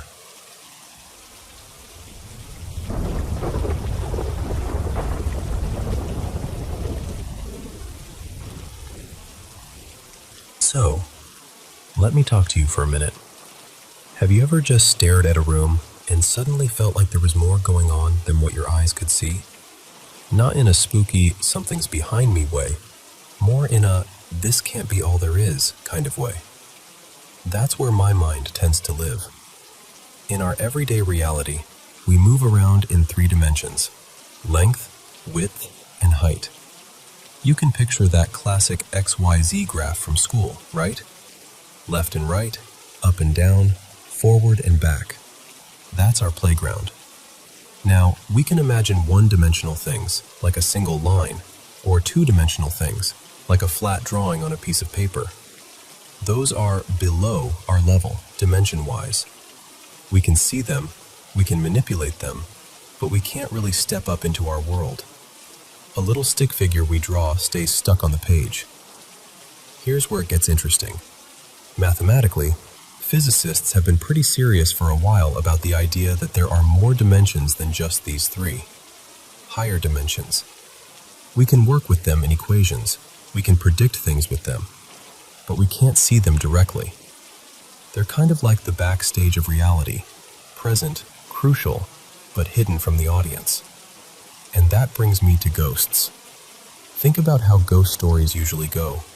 They appear in our space, they move things, we see or hear them. They seem stuck in a house or a place, but we can't go wherever they are. We don't step into their world, even if they sometimes slip into ours. Why is that? Why does it seem like the traffic is mostly one way? Now, let's add time to the mix. Einstein talked about space and time as one thing, space-time. Instead of 3 dimensions of space and then this separate ticking clock, it's all woven together. You can think of it as a 4-dimensional fabric. If you could somehow step outside of that, like really step outside, I imagine you'd see every moment laid out at once. Not just your life, but everything. Every second, every tiny shift, all there together. To me, it's like walking into a huge hall filled with shelves, and on each shelf are these little moments, like crystal spheres. Every choice, every heartbeat, every memory is there, not one after the other, but all at once. Time becomes something you can move through like a room, not just something that drags you along. And I think somewhere in that layered structure, between our 3-dimensional experience and whatever comes next, there's a sort of in-between zone. A kind of waiting room between life and what we'd call the afterlife. That's where I imagine ghosts might be. If a 2-dimensional being lived on a piece of paper, we could tap the page, pick it up, fold it, see everything at once. They wouldn't be able to do the same to us. We'd exist outside their comprehension.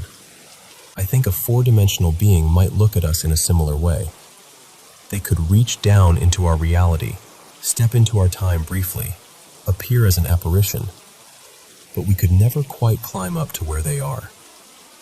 So when people talk about hauntings, shadows in the hallway, footsteps when no one's there, the same sound repeating at the same time every night, I wonder if that's what's going on. If you think of reality like an old film strip, time is just what keeps the frames moving in order.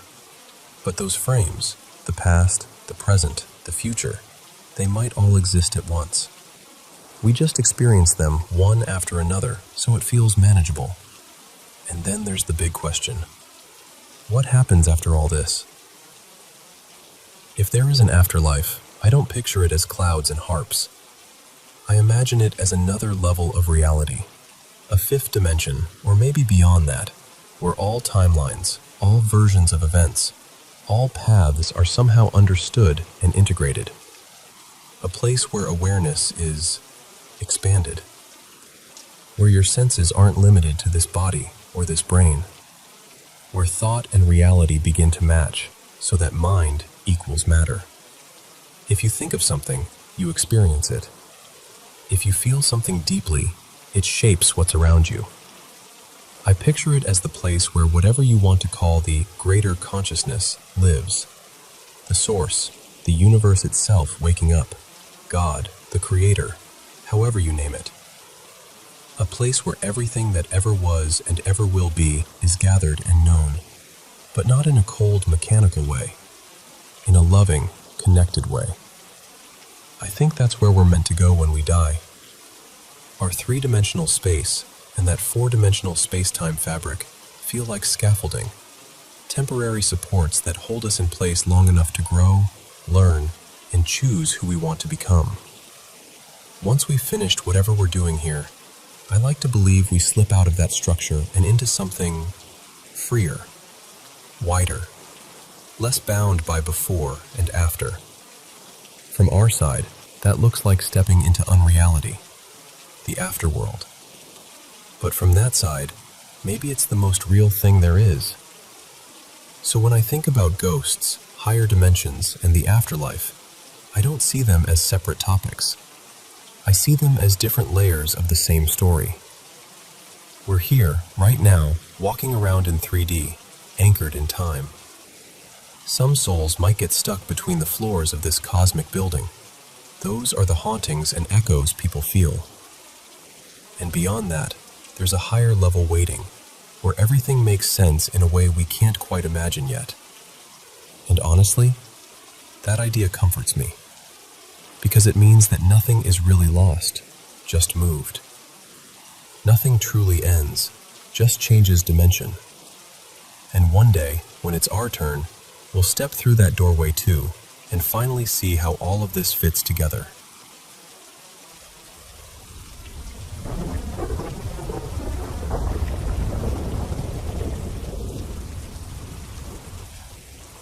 So, let me tell you about the time I realized something had basically been following me my whole life. When I was about 5, my parents and I moved into this condo near the beach in Fort Lauderdale, Florida. It was one of those airy, 80s-looking places with big windows and a spiral staircase in the living room. The stairs led up to this loft, maybe 20 feet by 20 feet, kind of like a little open room that looked over everything. On moving day, I remember being so excited. I grabbed this cardboard box full of toys, Barbies, little plastic dinosaurs, all that, and dragged it up the spiral staircase to claim the loft as my secret hideout. The second I stepped off that last stair and onto the carpet up there, it was like walking into a refrigerator, just freezing. And not like, oh, the AC is on. It was a different kind of cold. My chest tightened, and out of nowhere I got this intense, urgent feeling, leave. Now. I didn't see anything. Nothing moved. But my whole body just panicked. I dropped the box and ran back down the stairs as fast as I could, sobbing. After that, I never went back up there again. Not once. My parents thought I was just being a dramatic little kid. And at that age, I didn't even know what a ghost was. I just knew that space felt wrong. Fast forward to when I'm about 12. We're at dinner one night, and my parents randomly bring up that condo, just casually. And my mom goes, "Yeah, that place was weird." I'm like, "What do you mean weird?" That's when they finally tell me that the whole time we lived there, strange stuff was happening. Every night, almost exactly around 3 a.m., my mom swears it was always a little before 3, our cat would start this eerie, crying sort of meow. Not a normal, feed me sound. More like something between a wail and a scream. Right after that, my parents would hear the sound of high heels walking across the living room floor. Clear as day. Click, click, click. They'd hear them go past the couch, around the coffee table, and right up to the hallway outside their bedroom. My mom thought it was just pipes or the neighbors at first, but it was carpet in there. No one should have sounded like that on carpet. It wasn't just them either. Guests who stayed over had their own stories. My grandma stayed with us once. She told my mom she heard someone walking around the living room late at night, and then, this is the part that freaks me out, she said she felt someone sit down on the edge of her bed. The mattress actually dipped. She thought it was my mom checking on her, until she realized my mom never came in. On one of our last nights in that condo, after months of this, my parents had kind of gotten used to it. You can get used to anything, I guess. They'd hear the heels, the cat, the random noises, and just roll over and go back to sleep. But this one night, they were in bed, half asleep, when suddenly the bathroom door in their room slammed open. Not just creaked, slammed. Hard enough that it hit the stopper. That was the moment it stopped being quirky old building and turned into, okay, we're not alone here. Not long after that, my parents divorced. My mom and I moved to a new house in the suburbs, one of those freshly built neighborhoods with tiny trees and identical houses. Everything was clean and bright and smelled like new paint. On the surface, it was the total opposite of that condo. For a while, it felt normal, safe. When I was around 6, my dad would stay over some nights and tuck me in. He'd sit on the edge of my bed and wait until I fell asleep, then quietly sneak out and go back to the guest room. He said, "Just going to the bathroom," in this tired voice, and walked out of my room. Here's the weird part. There was a bathroom literally just down the hall from my bedroom, but instead of turning right toward it, I heard his footsteps going down the stairs. That didn't make sense to me, even as a kid. So, of course, I got curious and followed. I padded down the stairs and heard the faint sound of the front door closing. When I reached the bottom, I stopped by the door, confused. Off to my left was this short hallway that led to the downstairs bathroom, maybe 10 or 15 feet away. The bathroom door was open, and it was dark except for a soft glow from the kitchen light behind me. From where I was standing, I could see just inside the bathroom, part of the sink, and a reflection of a framed picture on the wall. I called out, "Dad?" And that's when I heard it. Click, click, click. The distinct sound of high heels walking toward me from that hallway. Now, keep in mind, my parents had never told me about the footsteps in the condo. I didn't know anything about that yet. So my brain didn't go, "Oh, ghost." It just went, "Something is wrong. Something is very, very wrong." Every instinct I had screamed, "Run!" I bolted up the stairs, completely losing it, sobbing so hard I could barely talk. My uncle was staying with us at the time. He heard me and came out of the guest room, asking what happened. When I finally managed to tell him I heard heels walking toward me by the bathroom, he got this look, this flash of real fear, before he caught himself. He knew about the old condo. I didn't know that yet. He knelt down and hugged me and said, Hey, it's okay. Ghosts can't go up the stairs." Later, I realized he just made that up to calm me down.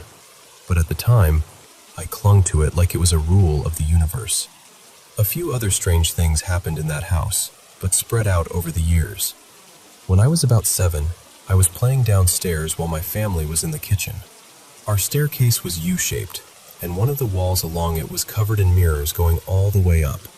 From the bottom, you could see the upper flight of stairs, part of the hallway, and the doors to the first couple of bedrooms reflected. My bedroom door was open, light on. I remember glancing up in the mirror and seeing my doorway, bright and empty. I turned back to whatever I was doing, probably playing with some toy on the rug, for maybe 15 seconds.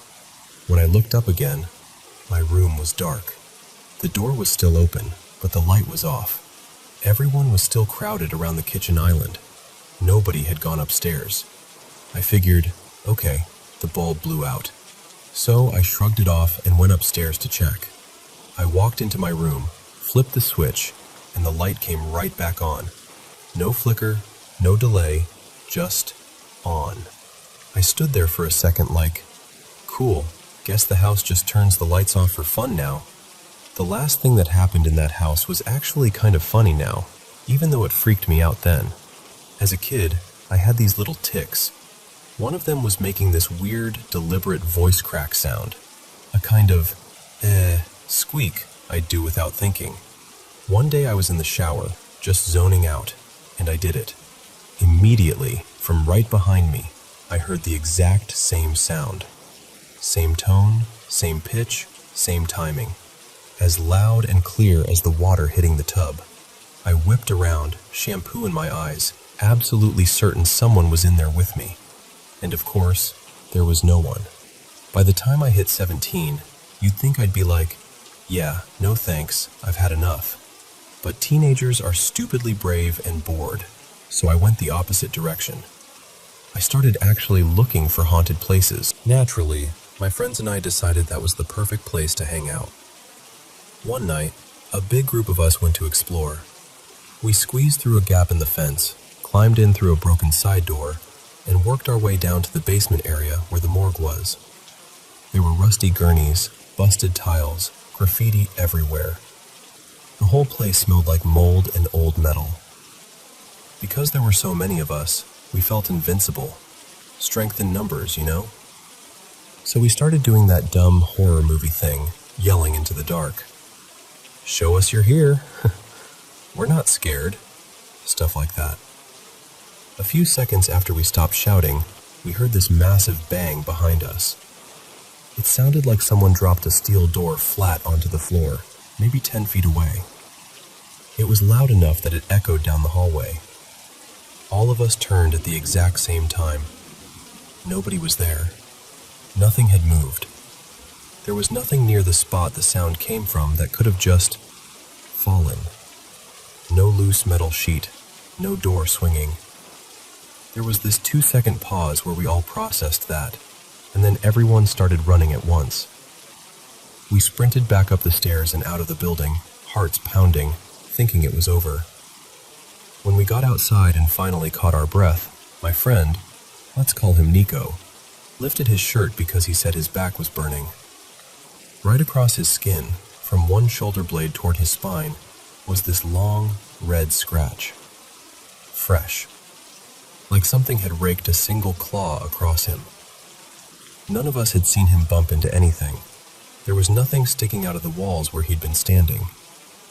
It just appeared. You'd think that would have been enough. But a couple months later, we were still hooked on finding creepy places. Someone heard about this old, abandoned state prison a couple hours away. It wasn't enormous, but it was completely cut off, surrounded by overgrown fields and canals. You had to park far away and walk in along this dirt path. By the time you reached it, you couldn't see any houses, no streetlights, nothing. Just this dead concrete building in the middle of nowhere. So, obviously, we went. That night, Nico came again. He had a few drinks before we went in, so he was loose and jokey, but still walking okay. Inside, the air felt heavy, like the whole place had soaked up every bad thing that ever happened there. We were in the main courtyard, shining our flashlights around, peeking into empty cells, just messing around.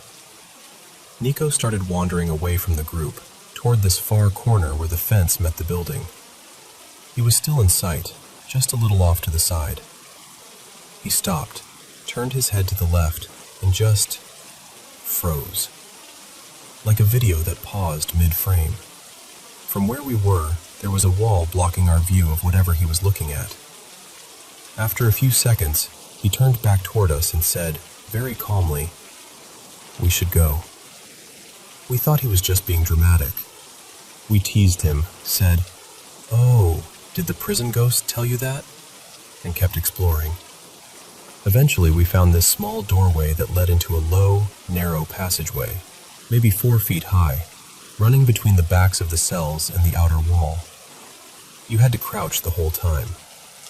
Along the wall, there were these little rectangular openings, maybe 8 by 15 inches, where you could look into each cell like a peephole. We went in single file, crouching and shuffling along, pointing our flashlights through each opening, going deeper and deeper. The further in we went, the more the sounds from outside disappeared. It was just our breathing and our shoes scraping the concrete. At some point, Nico ended up behind us, still checking each opening with his light. We decided we'd go out a different exit and try to jump out at him for a cheap scare. Then, all at once, he whips around and starts moving quickly toward us. Not quite running, but not walking either. When he reaches us, his face is pale. He says, "We need to get out. Now." We're like, "What did you see?" He says, "I'm not joking. I think there's a body in one of those cells." We honestly still thought he was messing with us. Nico wasn't the prank type, but the whole situation felt surreal, and we didn't want to believe him. So we're like, "Okay, well, if you're so freaked out, show us what you saw in the courtyard first." We retraced our steps, climbed back out of the passage, and walked to that corner where he'd frozen earlier. We turned the corner around this little jut of wall, and there he was. A black man, sitting in a chair right up against the fence, facing straight ahead. Not translucent, not glowing, not anything. He looked solid, real. Just a regular guy, arms resting on his legs, staring. The problem was, there was no car, no boat, no path that didn't involve a long walk through pitch-dark nowhere. We hadn't seen a single sign of another person the entire time. We all stopped. The air felt thick. The man slowly turned his head, looked directly at us, and said, very softly, "Hi." That was it. No threat, no jump scare. Just, "Hi." We absolutely lost it, spun around and bolted. We didn't stop until we were halfway back down the dirt path. My legs were shaking so hard I could barely walk. On the walk back, Nico kept rubbing the side of his neck, saying it burned. We were like, "You probably got bit by a mosquito, chill." Then one of our friends shined his flashlight on Nico's neck and went, Dude, what is that?" Wrapped around his throat, like someone had grabbed him from behind, was this red, distinct mark. Not just a patch of irritated skin, a clear line all the way around. Like fingers had been there. None of us joked after that. The rest of the walk was quiet. So yeah, I still don't know what to believe. I'm not someone who jumps at every creak in the house. I don't blame everything on spirits or demons or whatever. But between the woman in heels in 2 different houses, the scratch at the hospital, and the man with the chair and that mark around Nico's neck, let's just say I'm not convinced we're ever really alone.